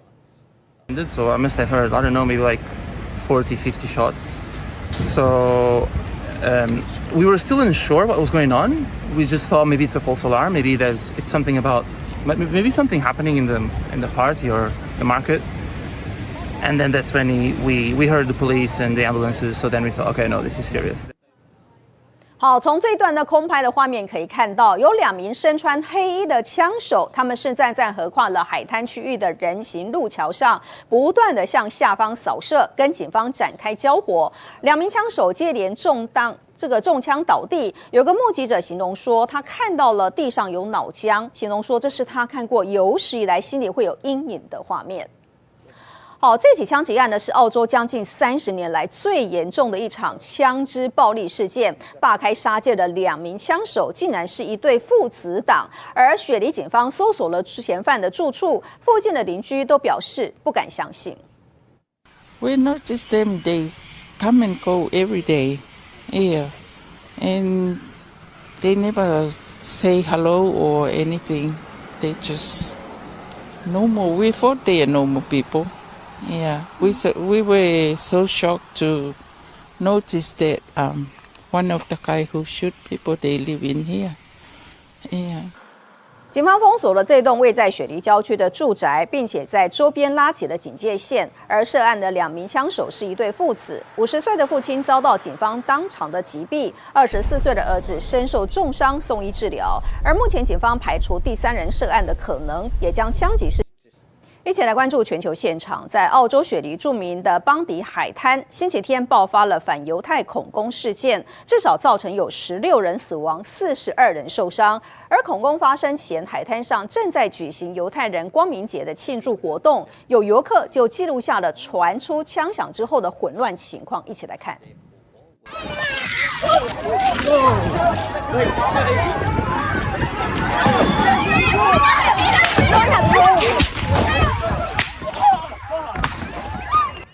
看到惊慌奔逃的人群当中，不时传出的哭喊跟尖叫声，而且夹杂着阵阵的枪响。而拍摄影片的是一名以色列游客，大约是2个星期前到了澳洲旅游，没想到却遇到了这场残酷的大规模枪击案件。还好他自己是幸运的逃过一劫。在澳洲所发生的这一起大规模的恐攻事件，死亡人数攀升到了16人，另外还有11人目前是命危，多人受伤。事发当下，有一名白衣男子英勇的夺枪，当地州长表示，这是他此生中见过最不可置信的画面。What are your thoughts on there's a video of a member of the public wrestling one of the guns off one of the offenders? I think it's the most unbelievable scene I've ever seen. A man walking up to a gunman who had fired on the community and single-handedly disarming him, putting his own life at risk to save the lives of countless other people. That man is a genuine hero, and I've got no doubt that there are many, many people alive tonight as a result of his bravery. 从画面上可以看到，持枪歹徒正在开火射击，后面有个白衣男子从后方的车辆间冲出来，跟枪手发生了激烈的扭打，迅速的夺下了步枪，让目睹的民众都吓到倒抽一口气。而事后，这个白衣男子的表弟证实，那个人就是他的表哥，是水果店老板。表哥在搏斗当中遭到2次的枪击，目前正在医院接受治疗。好，整个事件我们为您做一个比较明白清楚的整理。来看到呢，澳洲雪梨邦迪海滩在14号傍晚5点左右所发生的这一起震惊了全国的枪击案件。当时这个海滩正在举行犹太社区的光明节活动，有2名父子呢，他们是枪手站在海滩人行路桥跟沙滩附近，拿着长枪向人群冷血的扫射，至少有50颗的子弹，造成了至少有16个人死亡，有42人受伤，而年纪呢是介于10岁到87岁之间。而伤者当中包含了有2名警察，多名是伤势严重。随后呢，警方迅速的到现场，跟枪手爆发了激烈的交火。而50岁的父亲是当场被击毙。事后呢，这个警方调查发现，他是拥有合法的枪支许可，他的名下有6支的枪，而在现场也找到了有6支枪。而另外呢，24岁的儿子呢，则是重伤送医。目前警方是已经排除有第3名的嫌犯，并且在嫌犯的住处找到了未引爆的炸弹装置。警方把这个事件定调为是针对犹太社群的反犹太主义袭击，并且在全国犹太社区增加警力跟安全上的戒备。而事发当时呢，这个邦迪海滩就是在举行这个光明节的活动，这是犹太教的重要的节日，是用来纪念信仰自由跟光明。现场超过有1000人参加，而其中包含有大量的家庭、儿童。活动本来是充满着欢乐跟灯火，但是呢，枪击案发生当下有惊险的一幕曝光。刚也看到了一名白衣男子从后方悄悄的靠近枪手，勇敢的夺枪，并且逼退了嫌犯。过程中他也不幸的中弹送医治疗。而目击者表示说，这名男子不顾自身的安全，把枪口对准了原本对人群开枪的枪手，成功的阻止更多的伤亡。而现场民众看到之后，迅速的逃离，有数百人沿着沙滩跑向了周边的街道跟公园。对这起的事件呢，各界也迅速表达的震惊跟哀悼。澳洲总理艾班尼斯亲赴到现场视察，形容说这是国家的黑暗时刻，并且强调政府将会全面的打击反犹太主义，保护犹太社区。同时也表示，警方跟安全单位正在彻底的调查这个父子党的袭击动机。另外呢，以色列总统呢也发表了声明，谴责事件，并且呼吁国际社会要团结来对抗反犹太主义，并且感谢澳洲政府的迅速行动，确保犹太社区的安全。而另外呢，美国总统川普呢，则是在白宫的招待会上，他公开的哀悼邦迪海滩枪击还有布朗大学枪击案的受害者，指出这是明确的反犹太袭击，并且表示美国将跟澳洲站在一起，支持当地社区应对仇恨跟暴力。好，我们看到呢，在14号下午海滩呢所发生的这起恐怖的攻击事件，那枪手呢持枪对着海滩毫无防备的群众展开无差别的扫射，造成至少有16人死亡，其中包含了2名的警察。我们就来看空拍的画面。So I must have heard, I don't know, maybe like 40, 50 shots.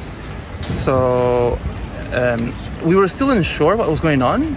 We just thought maybe it's a false alarm, maybe it's something about maybe something happening in the party or the market.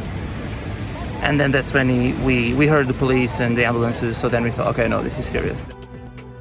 好，从这一段的空拍的画面可以看到，有2名身穿黑衣的枪手，他们是站在横跨了海滩区域的人行路桥上，不断的向下方扫射，跟警方展开交火。2名枪手接连中枪倒地。有个目击者形容说，他看到了地上有脑浆，形容说这是他看过有史以来心里会有阴影的画面。好，这起枪击案呢是澳洲将近30年来最严重的一场枪支暴力事件。大开杀戒的2名枪手竟然是一对父子党，而雪梨警方搜索了嫌犯的住处，附近的邻居都表示不敢相信。We noticed them, they come and go every day, yeah, and they never say hello or anything.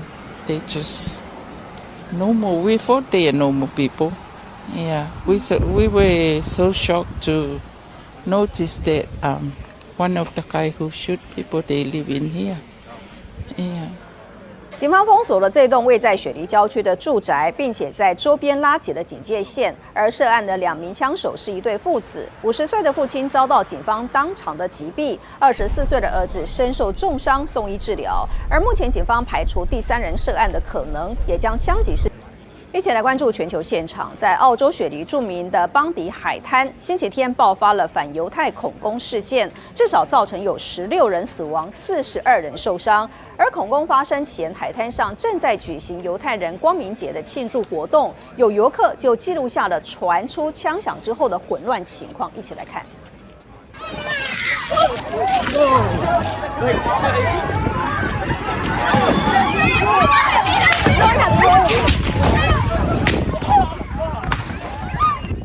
看到惊慌奔逃的人群当中，不时传出的哭喊跟尖叫声，而且夹杂着阵阵的枪响。而拍摄影片的是一名以色列游客，大约是2个星期前到了澳洲旅游，没想到却遇到了这场残酷的大规模枪击案件，还好他自己是幸运的逃过一劫。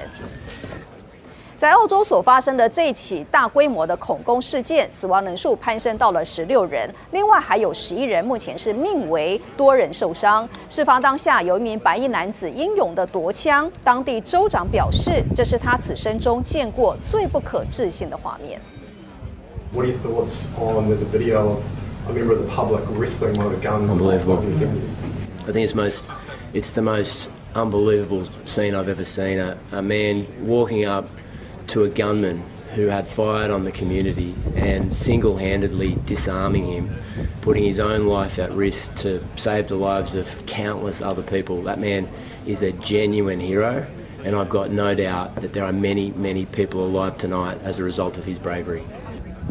从画面上可以看到，持枪歹徒正在开火射击，后面有个白衣男子从后方的车辆间冲出来，跟枪手发生了激烈的扭打，迅速的夺下了步枪，让目睹的民众都吓到倒抽一口气。而事后，这个白衣男子的表弟证实，那个人就是他的表哥，是水果店老板。表哥在搏斗当中遭到2次的枪击，目前正在医院接受治疗。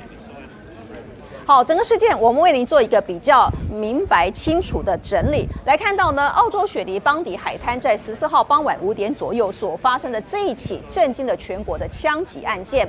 当时这个海滩正在举行犹太社区的光明节活动，有2名父子呢，他们是枪手站在海滩人行路桥跟沙滩附近，拿着长枪向人群冷血的扫射，至少有50颗的子弹，造成了至少有16个人死亡，有42人受伤，而年纪呢是介于10岁到87岁之间。而伤者当中包含了有2名警察，多名是伤势严重。随后呢，警方迅速的到现场，跟枪手爆发了激烈的交火，而50岁的父亲是当场被击毙。事后呢，这个警方调查发现，他是拥有合法的枪支许可，他的名下有6支的枪，而在现场也找到了有6支枪。而另外呢，24岁的儿子呢，则是重伤送医。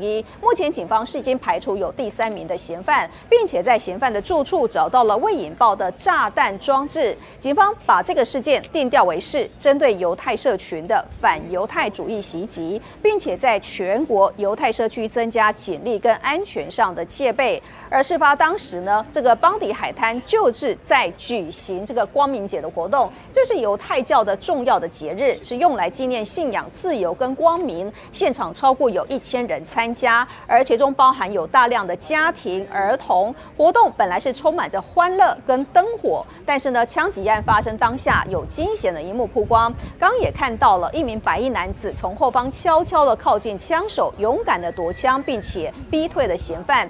过程中他也不幸的中弹送医治疗。而目击者表示说，这名男子不顾自身的安全，把枪口对准了原本对人群开枪的枪手，成功的阻止更多的伤亡。而现场民众看到之后，迅速的逃离，有数百人沿着沙滩跑向了周边的街道跟公园。对这起的事件呢，各界也迅速表达的震惊跟哀悼。澳洲总理艾班尼斯亲赴到现场视察，形容说这是国家的黑暗时刻，并且强调政府将会全面的打击反犹太主义，保护犹太社区。同时也表示，警方跟安全单位正在彻底的调查这个父子党的袭击动机。另外呢，以色列总统呢也发表了声明，谴责事件，并且呼吁国际社会要团结来对抗反犹太主义，并且感谢澳洲政府的迅速行动，确保犹太社区的安全。而另外呢，美国总统川普呢，则是在白宫的招待会上，他公开的哀悼邦迪海滩枪击，还有布朗大学枪击案的受害者，指出这是明确的反犹太袭击，并且表示美国将跟澳洲站在一起，支持当地社区应对仇恨跟暴力。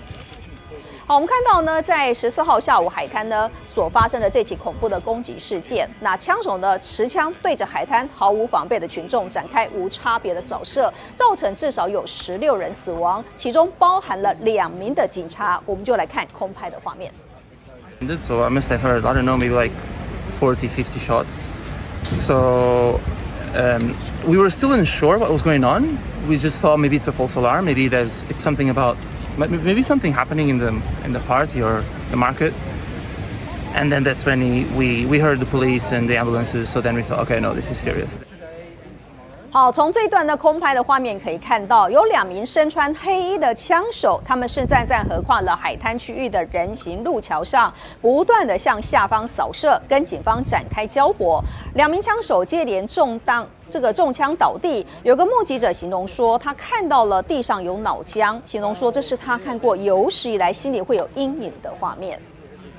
好，这起枪击案呢是澳洲将近30年来最严重的一场枪支暴力事件。大开杀戒的2名枪手竟然是一对父子档，而雪梨警方搜索了嫌犯的住处，附近的邻居都表示不敢相信。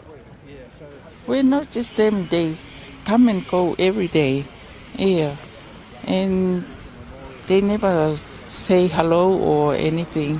They just normal. We thought they are normal people. Yeah, we were so shocked to notice that one of the guy who shoot people, they live in here. Yeah.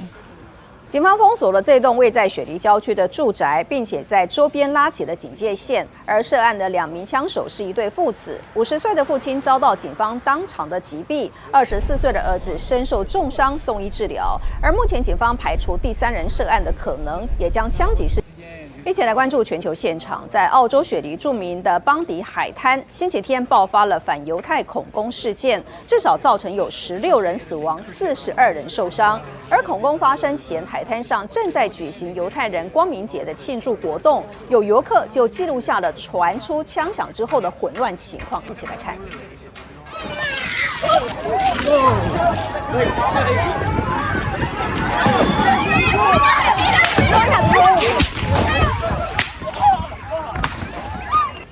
看到惊慌奔逃的人群当中，不时传出的哭喊跟尖叫声，而且夹杂着阵阵的枪响。而拍摄影片的是一名以色列游客，大约是2个星期前到了澳洲旅游，没想到却遇到了这场残酷的大规模枪击案件，还好他自己是幸运的逃过一劫。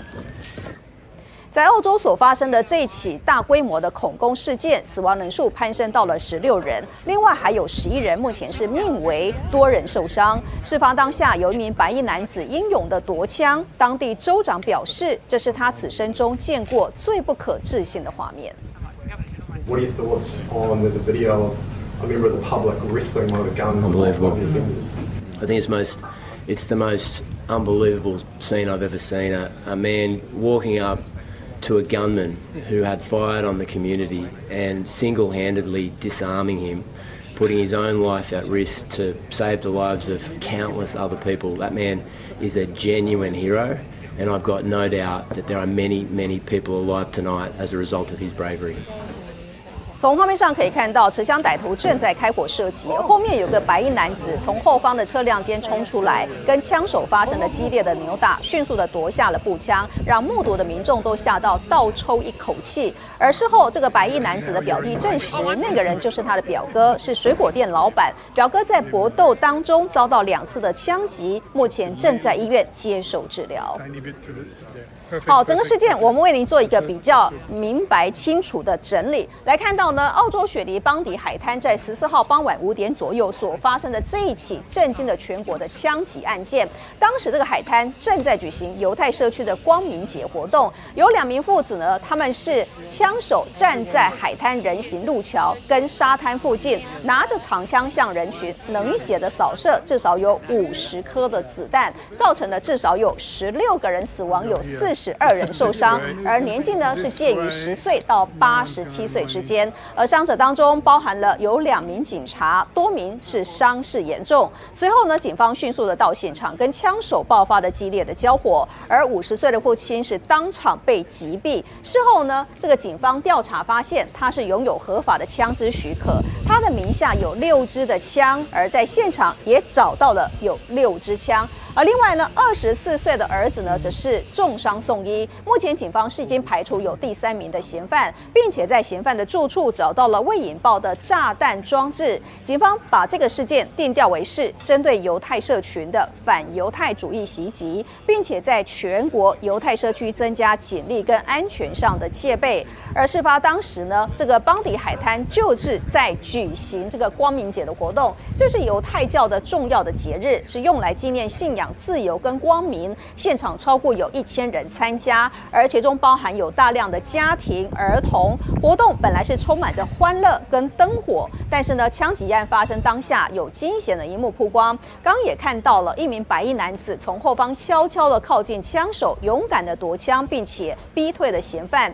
过程中他也不幸的中弹送医治疗。而目击者表示说，这名男子不顾自身的安全，把枪口对准了原本对人群开枪的枪手，成功的阻止更多的伤亡。而现场民众看到之后，迅速的逃离，有数百人沿着沙滩跑向了周边的街道跟公园。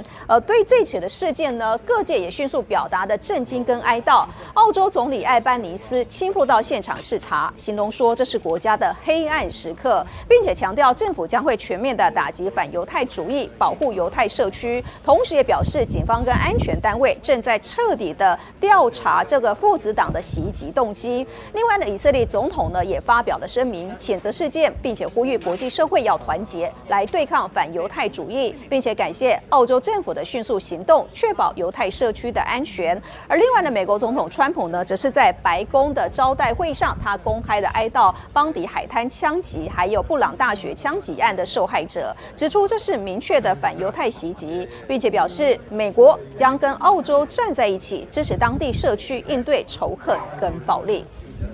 好，我们看到呢，在14号下午海滩呢所发生的这起恐怖的攻击事件，那枪手呢持枪对着海滩毫无防备的群众展开无差别的扫射，造成至少有16人死亡，其中包含了2名的警察。我们就来看空拍的画面。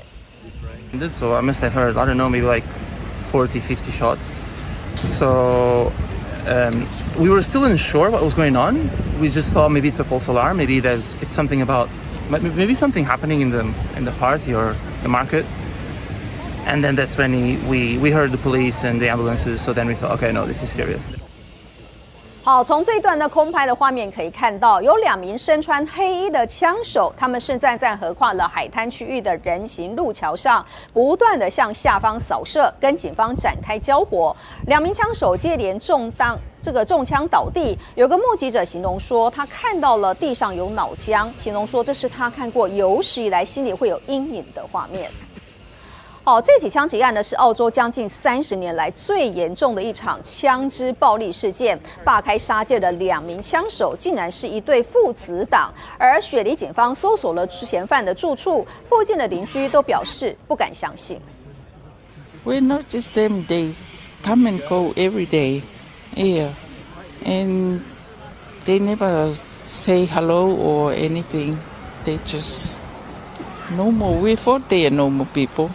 Yeah, we were so shocked to notice that one of the guy who shoot people, they live in here.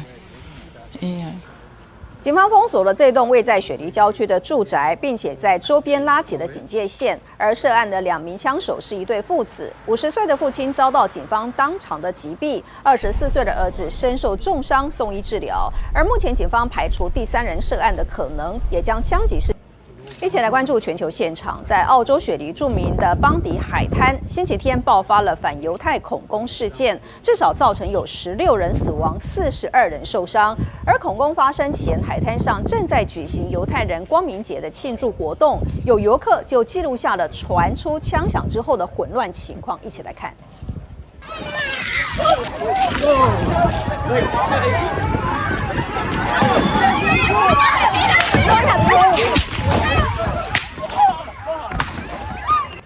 看到惊慌奔逃的人群当中，不时传出的哭喊跟尖叫声，而且夹杂着阵阵的枪响。而拍摄影片的是一名以色列游客，大约是2个星期前到了澳洲旅游，没想到却遇到了这场残酷的大规模枪击案件。还好他自己是幸运的逃过一劫。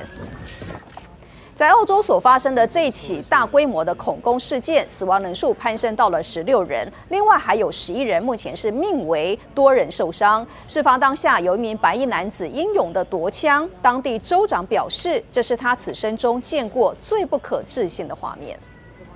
What are your thoughts on there's a video of a member of the public wrestling one of the guns off one of the offenders?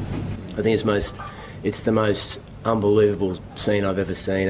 A man walking up to a gunman who had fired on the community and single-handedly disarming him, putting his own life at risk to save the lives of countless other people. That man is a genuine hero, and I've got no doubt that there are many, many people alive tonight as a result of his bravery. 从画面上可以看到，持枪歹徒正在开火射击，后面有个白衣男子从后方的车辆间冲出来，跟枪手发生了激烈的扭打，迅速的夺下了步枪，让目睹的民众都吓到倒抽一口气。而事后，这个白衣男子的表弟证实，那个人就是他的表哥，是水果店老板。表哥在搏斗当中遭到2次的枪击，目前正在医院接受治疗。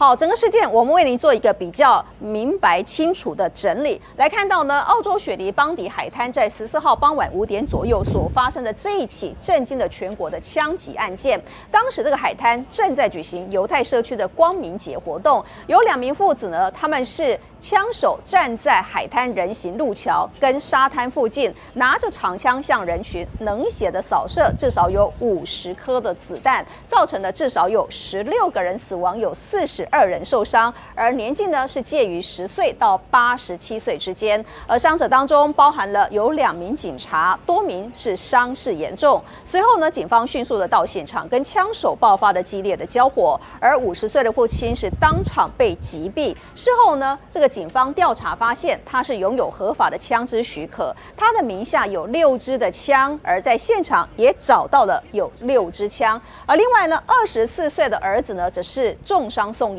目前警方是已经排除有第3名的嫌犯，并且在嫌犯的住处找到了未引爆的炸弹装置。警方把这个事件定调为是针对犹太社群的反犹太主义袭击，并且在全国犹太社区增加警力跟安全上的戒备。而事发当时呢，这个邦迪海滩就是在举行这个光明节的活动，这是犹太教的重要的节日，是用来纪念信仰自由跟光明。现场超过有1000人参加，而其中包含有大量的家庭、儿童。活动本来是充满着欢乐跟灯火，但是呢，枪击案发生当下有惊险的一幕曝光。刚刚也看到了一名白衣男子从后方悄悄的靠近枪手，勇敢的夺枪，并且逼退了嫌犯。过程中他也不幸的中弹送医治疗。而目击者表示说，这名男子不顾自身的安全，把枪口对准了原本对人群开枪的枪手，成功的阻止更多的伤亡。而现场民众看到之后迅速的逃离，有数百人沿着沙滩跑向了周边的街道跟公园。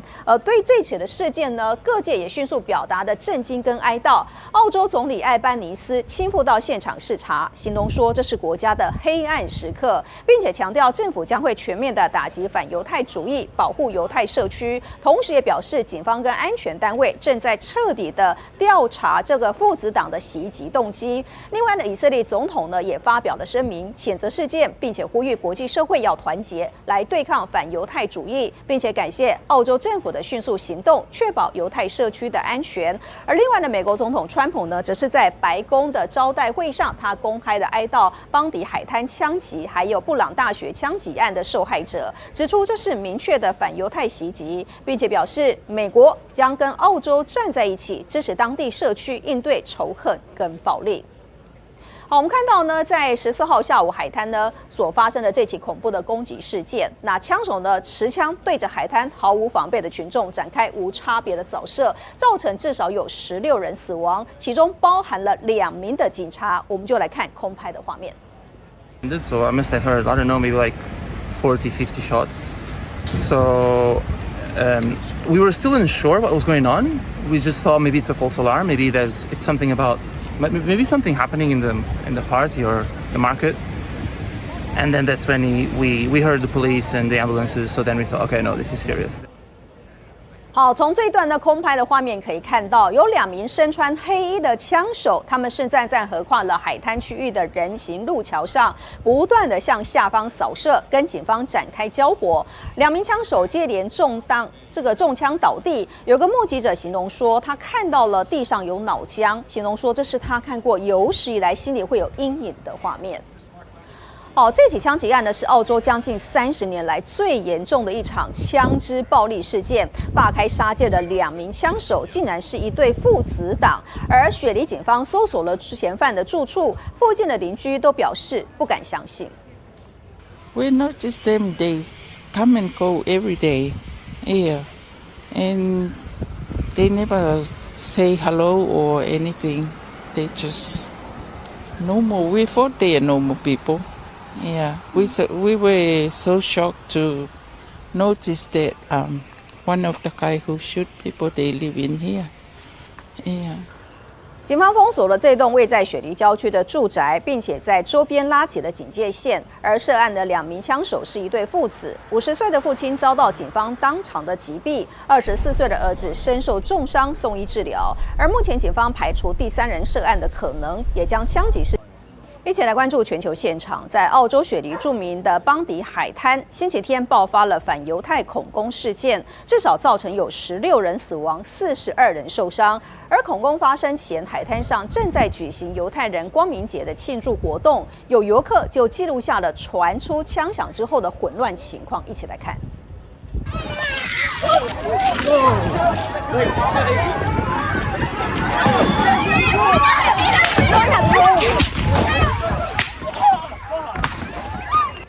看到惊慌奔逃的人群当中，不时传出的哭喊跟尖叫声，而且夹杂着阵阵的枪响。而拍摄影片的是一名以色列游客，大约是2个星期前到了澳洲旅游，没想到却遇到了这场残酷的大规模枪击案件。还好他自己是幸运的逃过一劫。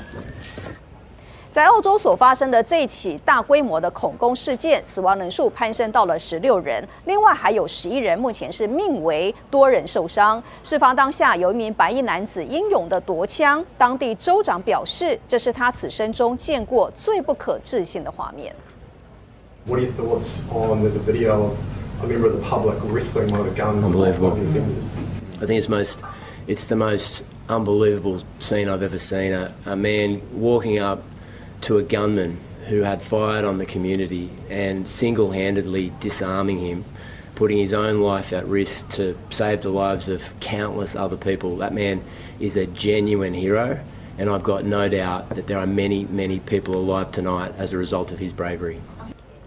从画面上可以看到，持枪歹徒正在开火射击，后面有个白衣男子从后方的车辆间冲出来，跟枪手发生了激烈的扭打，迅速的夺下了步枪，让目睹的民众都吓到倒抽一口气。而事后，这个白衣男子的表弟证实，那个人就是他的表哥，是水果店老板。表哥在搏斗当中遭到2次的枪击，目前正在医院接受治疗。好，整个事件我们为您做一个比较明白清楚的整理。来看到呢，澳洲雪梨邦迪海滩在14号傍晚5点左右所发生的这一起震惊了全国的枪击案件。当时这个海滩正在举行犹太社区的光明节活动，有2名父子呢，他们是枪手站在海滩人行路桥跟沙滩附近，拿着长枪向人群冷血的扫射，至少有50颗的子弹，造成了至少有16个人死亡，有42人受伤，而年纪呢是介于10岁到87岁之间。而伤者当中包含了有2名警察，多名是伤势严重。随后呢，警方迅速的到现场，跟枪手爆发了激烈的交火，而50岁的父亲是当场被击毙。事后呢，这个警方调查发现，他是拥有合法的枪支许可，他的名下有6支的枪，而在现场也找到了有6支枪。而另外呢，24岁的儿子呢，则是重伤送医。目前警方是已经排除有第3名的嫌犯，并且在嫌犯的住处找到了未引爆的炸弹装置。警方把这个事件定调为是针对犹太社群的反犹太主义袭击，并且在全国犹太社区增加警力跟安全上的戒备。而事发当时呢，这个邦迪海滩就是在举行这个光明节的活动，这是犹太教的重要的节日，是用来纪念信仰自由跟光明。现场超过有1000人参加，而其中包含有大量的家庭、儿童。活动本来是充满着欢乐跟灯火，但是呢，枪击案发生当下有惊险的一幕曝光。刚也看到了一名白衣男子从后方悄悄的靠近枪手，勇敢的夺枪，并且逼退了嫌犯。过程程中，他也不幸的中弹送医治疗。而目击者表示说，这名男子不顾自身的安全，把枪口对准了原本对人群开枪的枪手，成功的阻止更多的伤亡。而现场民众看到之后，迅速的逃离，有数百人沿着沙滩跑向了周边的街道跟公园。对这起的事件呢，各界也迅速表达的震惊跟哀悼。澳洲总理艾班尼斯亲赴到现场视察，形容说这是国家的黑暗时刻，并且强调政府将会全面的打击反犹太主义，保护犹太社区。同时也表示，警方跟安全单位正在彻底的调查这个父子党的袭击动机。另外呢，以色列总统呢也发表了声明，谴责事件，并且呼吁国际社会要团结来对抗反犹太主义，并且感谢澳洲政府的迅速行动，确保犹太社区的安全。而另外呢，美国总统川普呢，则是在白宫的招待会上，他公开的哀悼邦迪海滩枪击还有布朗大学枪击案的受害者，指出这是明确的反犹太袭击，并且表示美国将跟澳洲站在一起，支持当地社区应对仇恨跟暴力。好，我们看到呢，在14号下午海滩呢所发生的这起恐怖的攻击事件，那枪手呢持枪对着海滩毫无防备的群众展开无差别的扫射，造成至少有16人死亡，其中包含了2名的警察。我们就来看空拍的画面。So I must have heard, I don't know, maybe like 40, 50 shots. So we were still unsure what was going on. We just thought maybe it's a false alarm. Maybe it's something about maybe something happening in the party or the market. And then that's when we heard the police and the ambulances. So then we thought, okay, no, this is serious. 好，从这一段的空拍的画面可以看到，有2名身穿黑衣的枪手，他们是站在横跨了海滩区域的人行路桥上，不断的向下方扫射，跟警方展开交火。2名枪手接连中枪倒地，有个目击者形容说，他看到了地上有脑浆，形容说这是他看过有史以来心里会有阴影的画面。好，这起枪击案呢是澳洲将近30年来最严重的一场枪支暴力事件，大开杀戒的2名枪手竟然是一对父子党。而雪梨警方搜索了嫌犯的住处，附近的邻居都表示不敢相信。We noticed them; they come and go every day. Yeah, and they never say hello or anything. They just normal. We thought they are normal people. Yeah, we were so shocked to notice that one of the guy who shoot people, they live in here. Yeah. 警方封锁了这栋位在雪梨郊区的住宅，并且在周边拉起了警戒线。而涉案的2名枪手是一对父子，50岁的父亲遭到警方当场的击毙，24岁的儿子身受重伤送医治疗。而目前警方排除第3人涉案的可能，也将枪击事。一起来关注全球现场，在澳洲雪梨著名的邦迪海滩，星期天爆发了反犹太恐攻事件，至少造成有16人死亡，42人受伤。而恐攻发生前，海滩上正在举行犹太人光明节的庆祝活动，有游客就记录下了传出枪响之后的混乱情况。一起来看。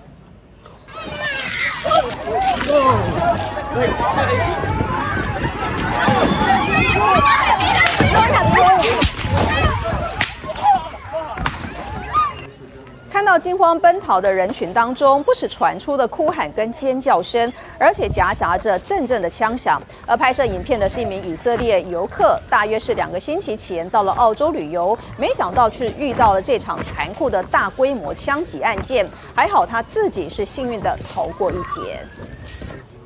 在澳洲所发生的这起大规模的恐攻事件，死亡人数攀升到了16人，另外还有11人目前是命危，多人受伤。事发当下，有一名白衣男子英勇的夺枪，当地州长表示，这是他此生中见过最不可置信的画面。What are your thoughts on there's a video of a member of the public wrestling one of the guns off one of your fingers? I think it's the most unbelievable scene I've ever seen. A man walking up to a gunman who had fired on the community and single-handedly disarming him, putting his own life at risk to save the lives of countless other people. That man is a genuine hero, and I've got no doubt that there are many, many people alive tonight as a result of his bravery. 从画面上可以看到，持枪歹徒正在开火射击，后面有个白衣男子从后方的车辆间冲出来，跟枪手发生了激烈的扭打，迅速的夺下了步枪，让目睹的民众都吓到倒抽一口气。而事后，这个白衣男子的表弟证实，那个人就是他的表哥，是水果店老板。表哥在搏斗当中遭到2次的枪击，目前正在医院接受治疗。好，整个事件我们为您做一个比较明白清楚的整理。来看到呢，澳洲雪梨邦迪海滩在14号傍晚5点左右所发生的这一起震惊了全国的枪击案件。当时这个海滩正在举行犹太社区的光明节活动，有2名父子呢，他们是枪手站在海滩人行路桥跟沙滩附近，拿着长枪向人群冷血的扫射，至少有50颗的子弹，造成了至少有16个人死亡，有42人受伤，而年纪呢是介于10岁到87岁之间。而伤者当中包含了有2名警察，多名是伤势严重。随后呢，警方迅速的到现场，跟枪手爆发了激烈的交火。而50岁的父亲是当场被击毙。事后呢，这个警方调查发现，他是拥有合法的枪支许可，他的名下有6支的枪，而在现场也找到了有6支枪。而另外呢，24岁的儿子呢，则是重伤送医。目前警方是已经排除有第3名的嫌犯，并且在嫌犯的住处找到了未引爆的炸弹装置。警方把这个事件定调为是针对犹太社群的反犹太主义袭击，并且在全国犹太社区增加警力跟安全上的戒备。而事发当时呢，这个邦迪海滩就是在举行这个光明节的活动，这是犹太教的重要的节日，是用来纪念信仰自由跟光明。现场超过有1000人参加，而其中包含有大量的家庭、儿童。活动本来是充满着欢乐跟灯火，但是呢，枪击案发生当下有惊险的一幕曝光。刚也看到了一名白衣男子从后方悄悄的靠近枪手，勇敢的夺枪，并且逼退了嫌犯。过程中他也不幸的中弹送医治疗。而目击者表示说，这名男子不顾自身的安全，把枪口对准了原本对人群开枪的枪手，成功的阻止更多的伤亡。而现场民众看到之后迅速的逃离，有数百人沿着沙滩跑向了周边的街道跟公园。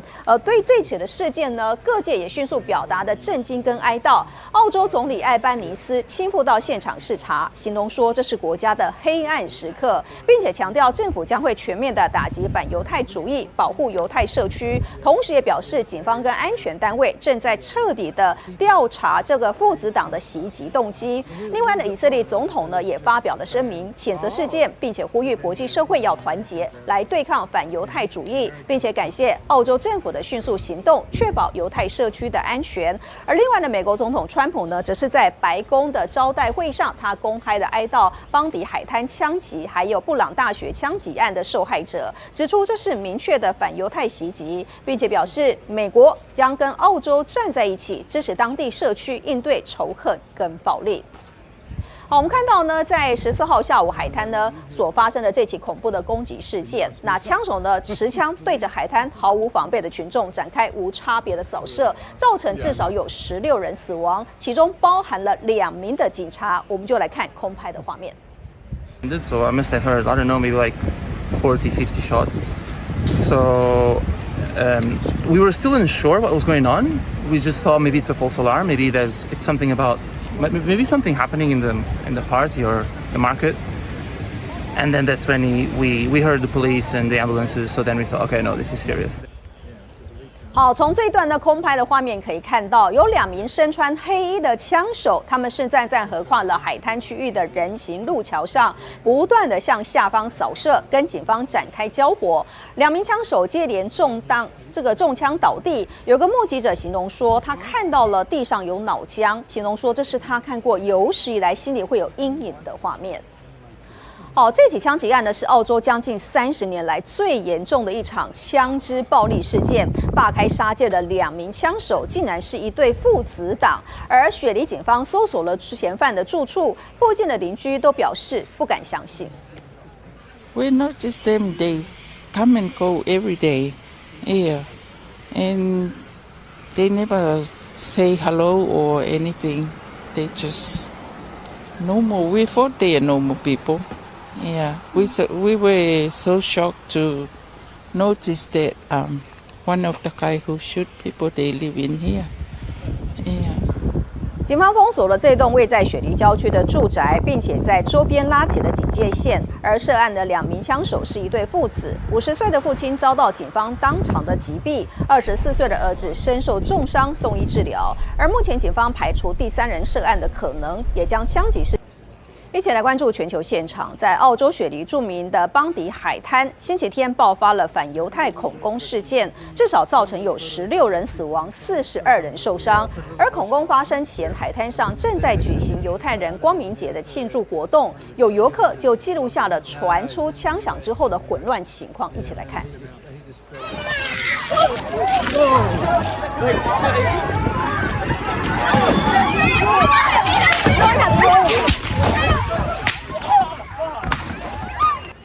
看到惊慌奔逃的人群当中，不时传出的哭喊跟尖叫声，而且夹杂着阵阵的枪响。而拍摄影片的是一名以色列游客，大约是2个星期前到了澳洲旅游，没想到却遇到了这场残酷的大规模枪击案件。还好他自己是幸运的逃过一劫。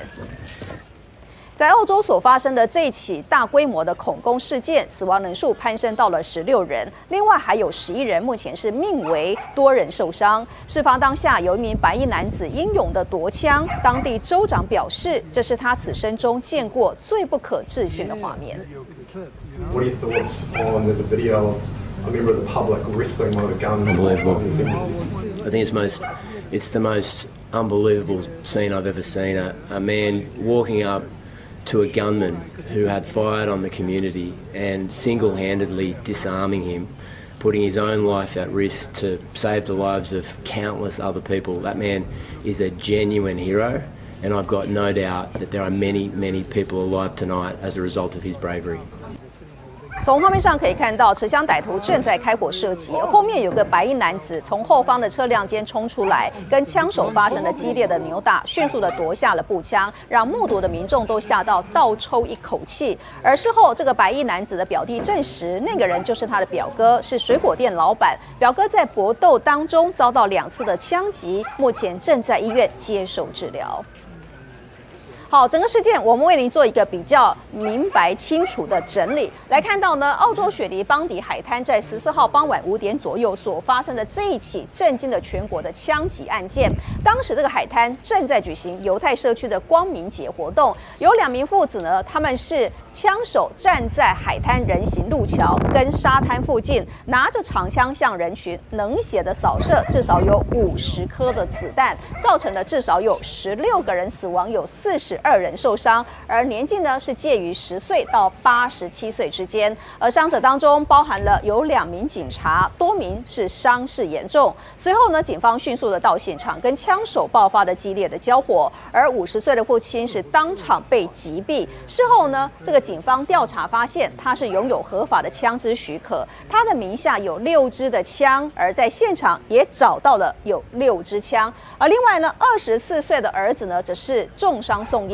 目前警方是已经排除有第3名的嫌犯，并且在嫌犯的住处找到了未引爆的炸弹装置。警方把这个事件定调为是针对犹太社群的反犹太主义袭击，并且在全国犹太社区增加警力跟安全上的戒备。而事发当时呢，这个邦迪海滩就是在举行这个光明节的活动，这是犹太教的重要的节日，是用来纪念信仰自由跟光明。现场超过有1000人参加，而其中包含有大量的家庭、儿童。活动本来是充满着欢乐跟灯火，但是呢，枪击案发生当下有惊险的一幕曝光。刚也看到了一名白衣男子从后方悄悄的靠近枪手，勇敢的夺枪，并且逼退了嫌犯。过程中他也不幸的中弹送医治疗。而目击者表示说，这名男子不顾自身的安全，把枪口对准了原本对人群开枪的枪手，成功的阻止更多的伤亡。而现场民众看到之后迅速的逃离，有数百人沿着沙滩跑向了周边的街道跟公园。对这起的事件呢，各界也迅速表达的震惊跟哀悼。澳澳洲总理艾班尼斯亲赴到现场视察，形容说这是国家的黑暗时刻，并且强调政府将会全面的打击反犹太主义，保护犹太社区。同时也表示，警方跟安全单位正在彻底的调查这个父子党的袭击动机。另外呢，以色列总统呢也发表了声明，谴责事件，并且呼吁国际社会要团结来对抗反犹太主义，并且感谢澳洲政府的迅速行动，确保犹太社区的安全。而另外呢，美国总统川普呢，则是在白宫的招待会上，他公开的哀悼邦迪海滩枪击还有布朗大学枪击案的受害者，指出这是明确的反犹太袭击，并且表示美国将跟澳洲站在一起，支持当地社区应对仇恨跟暴力。好，我们看到呢，在14号下午海滩呢所发生的这起恐怖的攻击事件，那枪手呢持枪对着海滩毫无防备的群众展开无差别的扫射。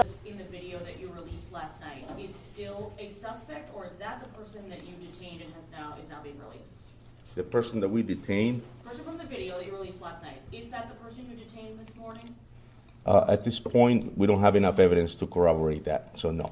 You still think that that person from the video, surveillance video, is the suspect that you're looking for? Yes, Stephanie. What we saw in the video is the person we're looking for. Correct. I would describe that person as a person of interest. So there are a lot of unknowns in this case, and that's one unknown yet, Steph. That's what we're working towards. So is it safe to say that you all believe at this point is the suspect behind the shooting, are they still in this community? I know you said there's not danger to this community, but is that person, do you believe they're still here? Have they left the state? Honestly, we have no way of knowing. And the investigation is ongoing.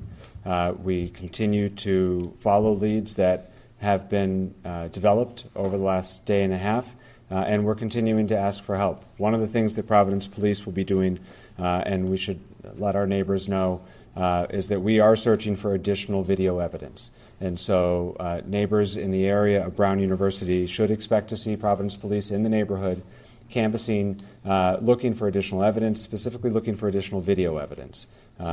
And we are looking for additional video evidence. There's been several questions over the last day and a half about videos at Brown and in the building. The videos at Brown in the building have been examined, and at this time we have no additional actionable information from the video that has been reviewed from the building. And so we are looking for new and additional video evidence, and neighbors in the community should expect to see Providence Police along with our partners, and we're again very grateful for the resources we've received from the state police because of the governor's support and our federal partners, but that is one piece of additional evidence and a way in which this community can help. If you have a camera and you are nearby, the video that was released was the corner of Hope and Waterman Streets. And if you are in that area and you have video, you have home video, Ring camera, security camera, you're a small business owner, please reach out to us. Call that number, 401-272-3121, or if you can upload the video itself, you can do so at fbi.gov/Brown University shooting.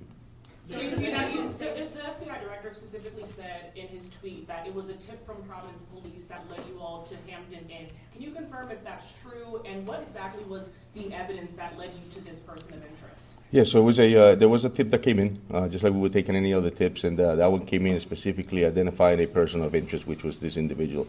And so our detectives got on it, just like they got on others, but in this specific one, it was actually picked up by the FBI, and they followed through with it, and they ended up coming and locating this individual of interest, and at that point, we did a thorough investigation, examined, ended up drafting some search warrants, came up with some evidence, but that evidence was examined, and we didn't have enough, obviously, to be able to prosecute anybody, and so the person was released. Go ahead, Tom. Chief, actually a question for the Attorney General.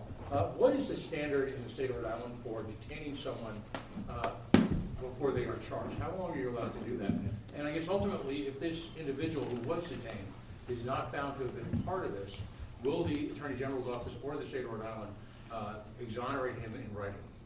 Well, Pat, what the case law tells us is that we can detain someone for a reasonable period of time if there is evidence such that points to that person being involved in criminal activity.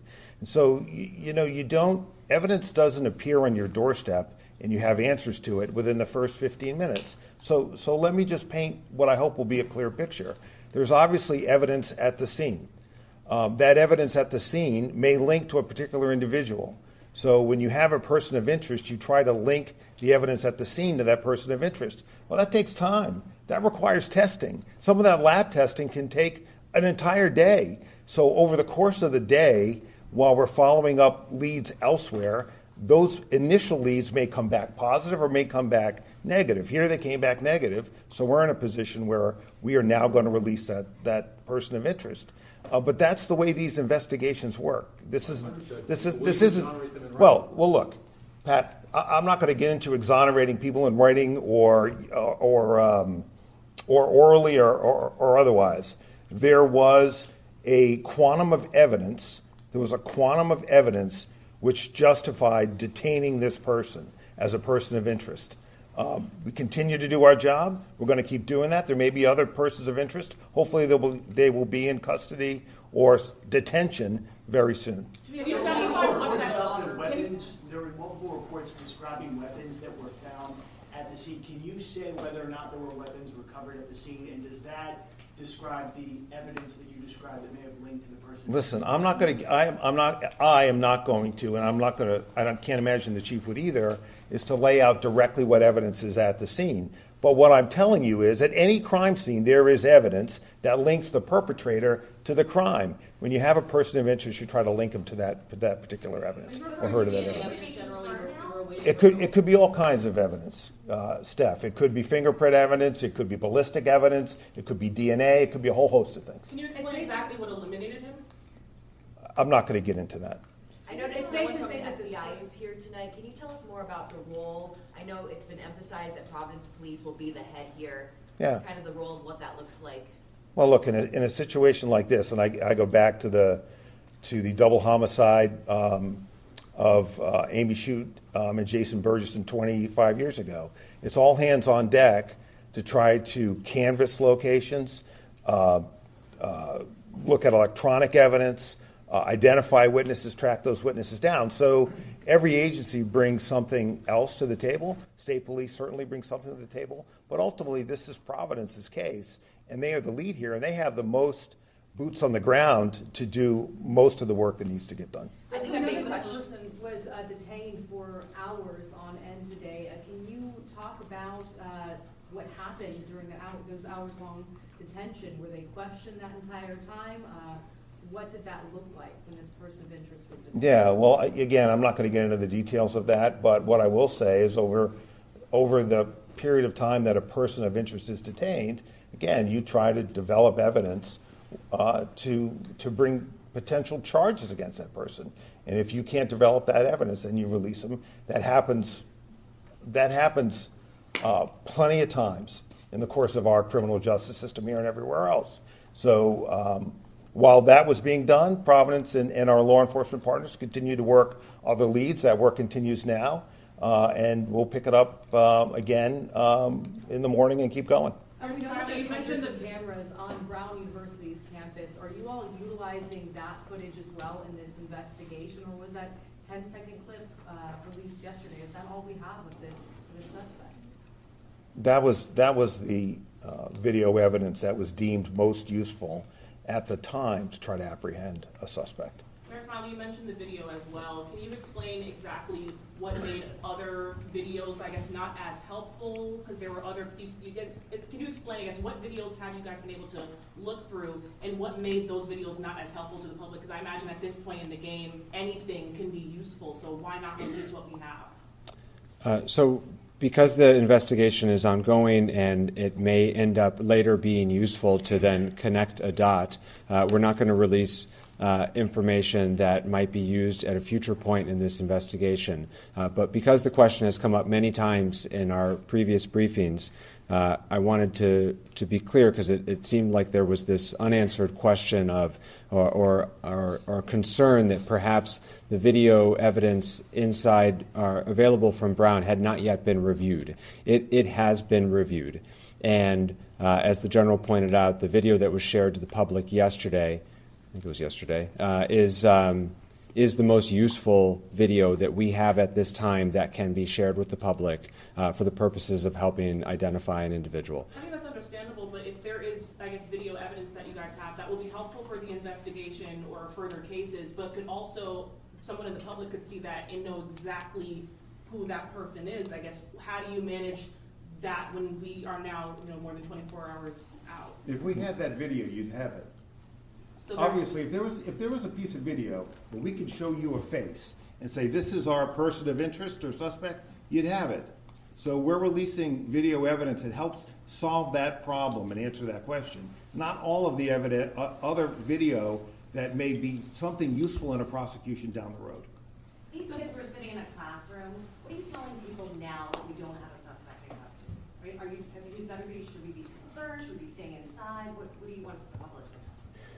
So this is a similar situation to where we found ourselves yesterday morning, which is we spent that first night and appreciated the shelter in place allowed Providence Police and our partners the freedom to move more quickly, to gather evidence, to work a complex crime scene. That first chapter of this investigation has concluded, and so when we lifted the shelter in place earlier, it was because we felt that it was an appropriate time to do so. All we had in custody was a person of interest, or in detention was a person of interest. But the reason that was not the reason that the shelter in place was lifted. The reason the shelter in place was lifted is because, again, since the initial call came in at 4:05 a day and a half ago, we have not received a single additional specific threat to the Brown community, to the Providence community, to the Rhode Island community. And so police had and appreciated the flexibility and to have fewer people on the streets to be able to do their job. And there is no reason that we are not recommending at this time a new shelter in place. We do not feel it is necessary. As I mentioned at the outset, in order to provide an enhanced sense of safety, you will see an enhanced law enforcement presence in Providence and on the Brown campus. But that is so that people can have the confidence and comfort to still take their kids to school tomorrow, to if Brown's canceled classes for the rest of the semester, but we know some kids are still making travel arrangements to head home, to do so calmly, safely. And we want to provide that extra comfort with an enhanced law enforcement presence. Perez, we're seeing there's some reports coming in right now about shots potentially fired near the main brain, police currently in Rockefeller Library. Is there any validity to that, or are those false reports on social media? So the call just came in just now? That's what we're seeing. Yeah, so at this point, obviously, we'll be responding, but it's too early to tell if that's actually inaccurate. A lot of times those calls come in and they're not confirmable, but we'll check on that. Yeah. Do you see daily updates moving forward on this? What can we expect?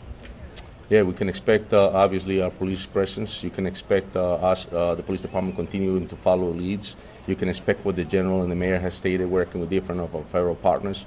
And you can expect that we're going to work extremely hard to bring that person that's responsible for these acts to justice. And yes, we will expect to brief regularly going forward. It's hard for me to say what that frequency will be, but the community deserves to know the progress that we're making in this investigation, and we will share that progress. And from time to time, if there is no update, we will come up and say there is no update. I'm sure that I was asked many times this morning if the Providence community should breathe a sigh of relief, and I said they should. I imagine that the Providence community feels a little bit more anxious right now than they did an hour ago, and I understand that. And so we will provide regular updates going forward so that we can be as honest and transparent as we can be through this process, because that is the best way for our community to trust the officials and law enforcement officers who are working really hard on their behalf right now. Attorney General, I'd ask you respectfully, well, first of all, let me claim that most of the people in this room are familiar with the implications for ruling evidence. We understand the complexity of police investigation and the need to maintain the integrity of those. But the question that we continually receive from Rhode Islanders is that in a state where somehow, if you have a speeding ticket and a flock camera or some other speeding camera can capture you, how you can have a position where there's hundreds of cameras in that immediate area, maybe thousands, in fact, I'd love to know how many. How is it possible not to have any other evidence surrounding this? And these are ordinary Rhode Islanders reaching out to law enforcement, and they're confused by that. And quite frankly, some of them are terrified. Well, look, there just weren't a lot of cameras in that brown building. Is the reality? It's, you know, both of my kids were engineering students and were in that library a lot, class of 19 and class of 22. The reality is it's an old building attached to a new one. So there just isn't, Pat. I don't know what to tell you, but we're going to go out and find whatever evidence we can to solve this case as quickly as we can. I mean, we're not holding back video that we think would be useful, and I don't think I should even have to say it. If I could clarify, General, there's a difference between you don't have enough evidence to charge someone and clearing them of any suspicion. Are you clearing this gentleman of any suspicion? Yeah, look, I think it's fair to say that there is no basis to consider him a person of interest. So that's why he's being released. You know, we still have a lot of steps left to take, obviously, in this case. You know, again, I've seen enough.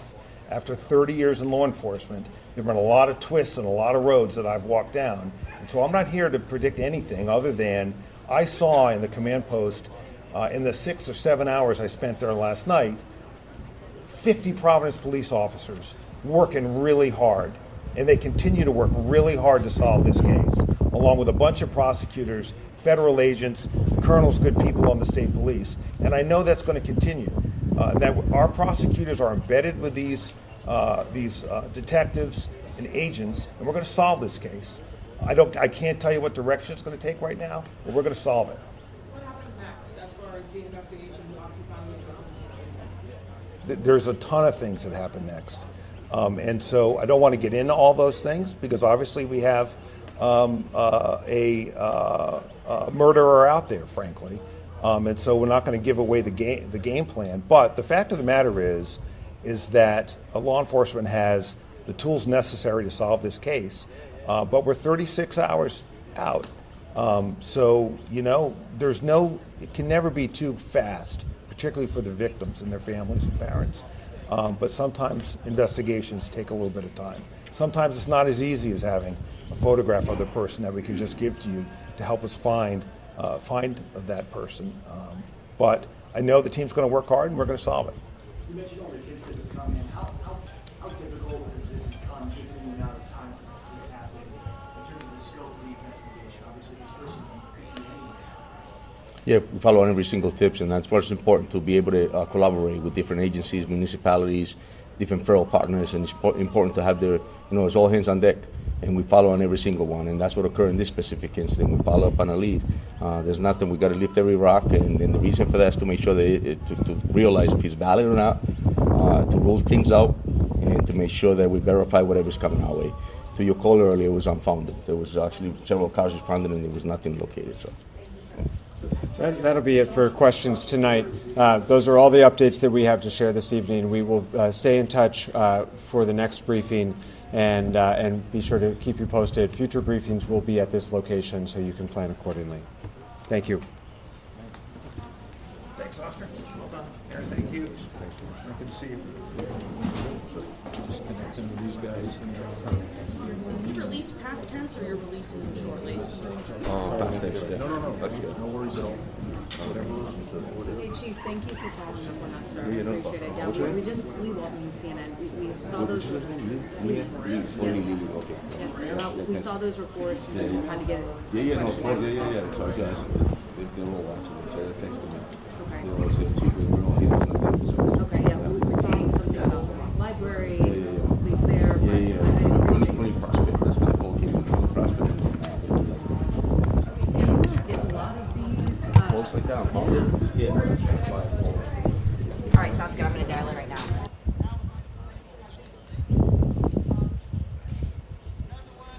造成至少有16人死亡，其中包含了2名的警察。我们就来看空拍的画面。 So I must have heard, I don't know, maybe like 40, 50 shots. So we were still unsure what was going on. We just thought maybe it's a false alarm. Maybe it's something about maybe something happening in the party or the market. And then that's when we heard the police and the ambulances. So then we thought, okay, no, this is serious. 好，从这段的空拍的画面可以看到，有2名身穿黑衣的枪手，他们是站在横跨了海滩区域的人行路桥上，不断的向下方扫射，跟警方展开交火。2名枪手接连中枪倒地。有个目击者形容说，他看到了地上有脑浆，形容说这是他看过有史以来心里会有阴影的画面。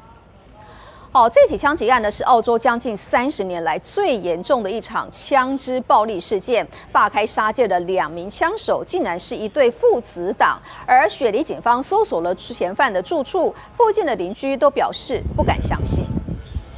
We noticed them. They come and go every day here, and they never say hello or anything. They just normal. We thought they are normal people. Yeah, we were so shocked to notice that one of the guy who shoot people, they live in here. Yeah. 警方封锁了这栋位在雪梨郊区的住宅，并且在周边拉起了警戒线。而涉案的2名枪手是一对父子，50岁的父亲遭到警方当场的击毙，24岁的儿子身受重伤送医治疗。而目前警方排除第3人涉案的可能，也将枪击事。一起来关注全球现场，在澳洲雪梨著名的邦迪海滩，星期天爆发了反犹太恐攻事件，至少造成有16人死亡，42人受伤。而恐攻发生前，海滩上正在举行犹太人光明节的庆祝活动，有游客就记录下了传出枪响之后的混乱情况，一起来看。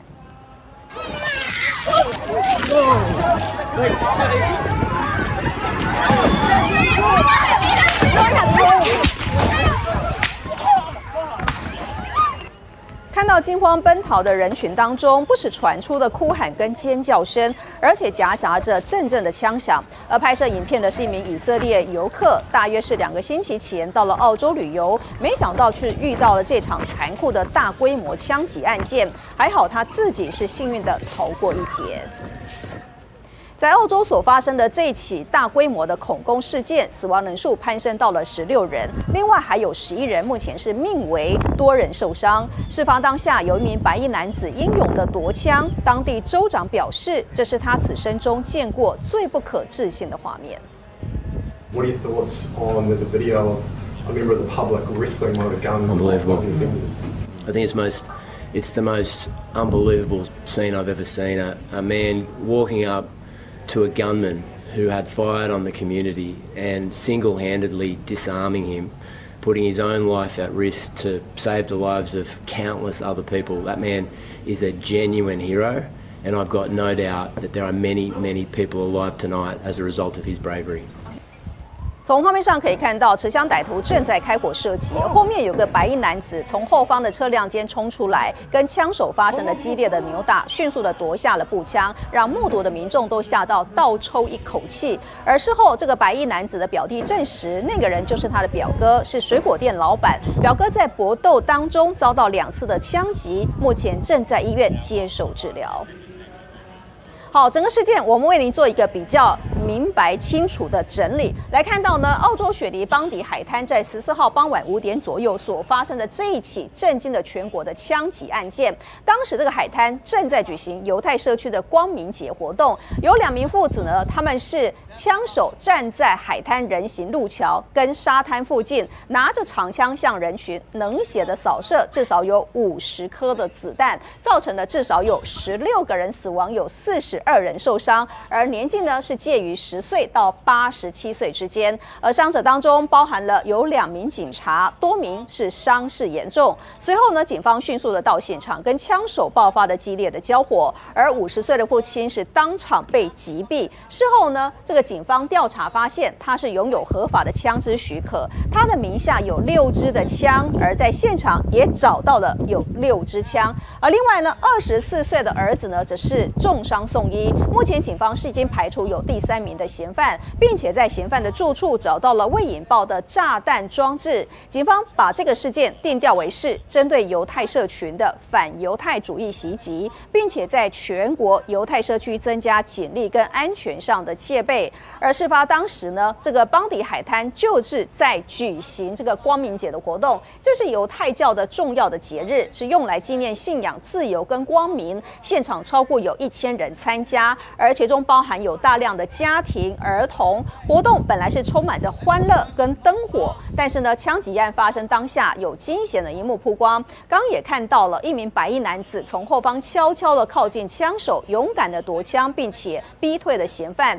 过程中他也不幸的中弹送医治疗。而目击者表示说，这名男子不顾自身的安全，把枪口对准了原本对人群开枪的枪手，成功的阻止更多的伤亡。而现场民众看到之后，迅速的逃离，有数百人沿着沙滩跑向了周边的街道跟公园。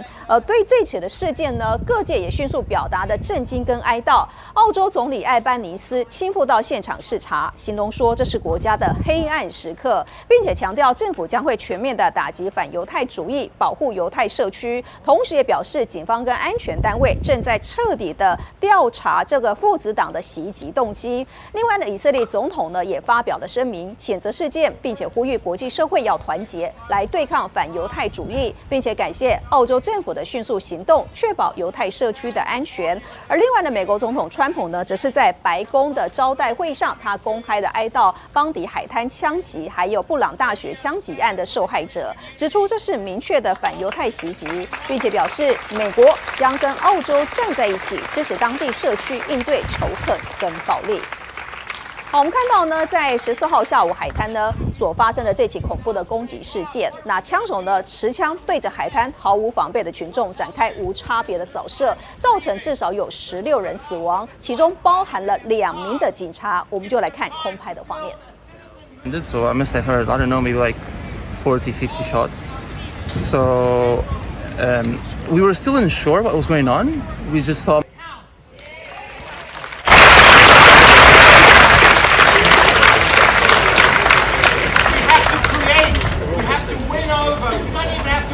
They're already our friends.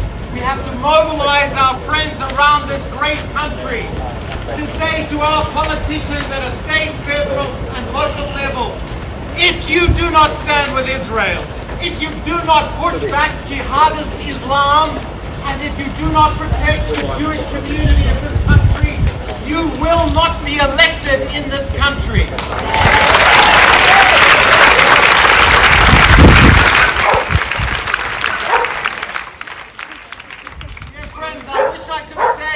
That this battle would be won quickly.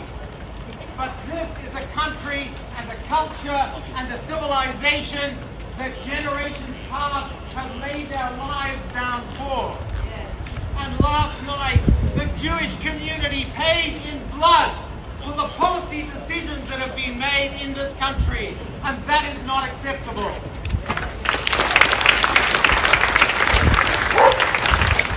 So together, we will link arms, we will join hearts, and we will build an Australia where everybody is safe and free. And I want to say to you, on behalf of the Christian community, we are with you and we will lead this fight for you. I'm Israel Khan.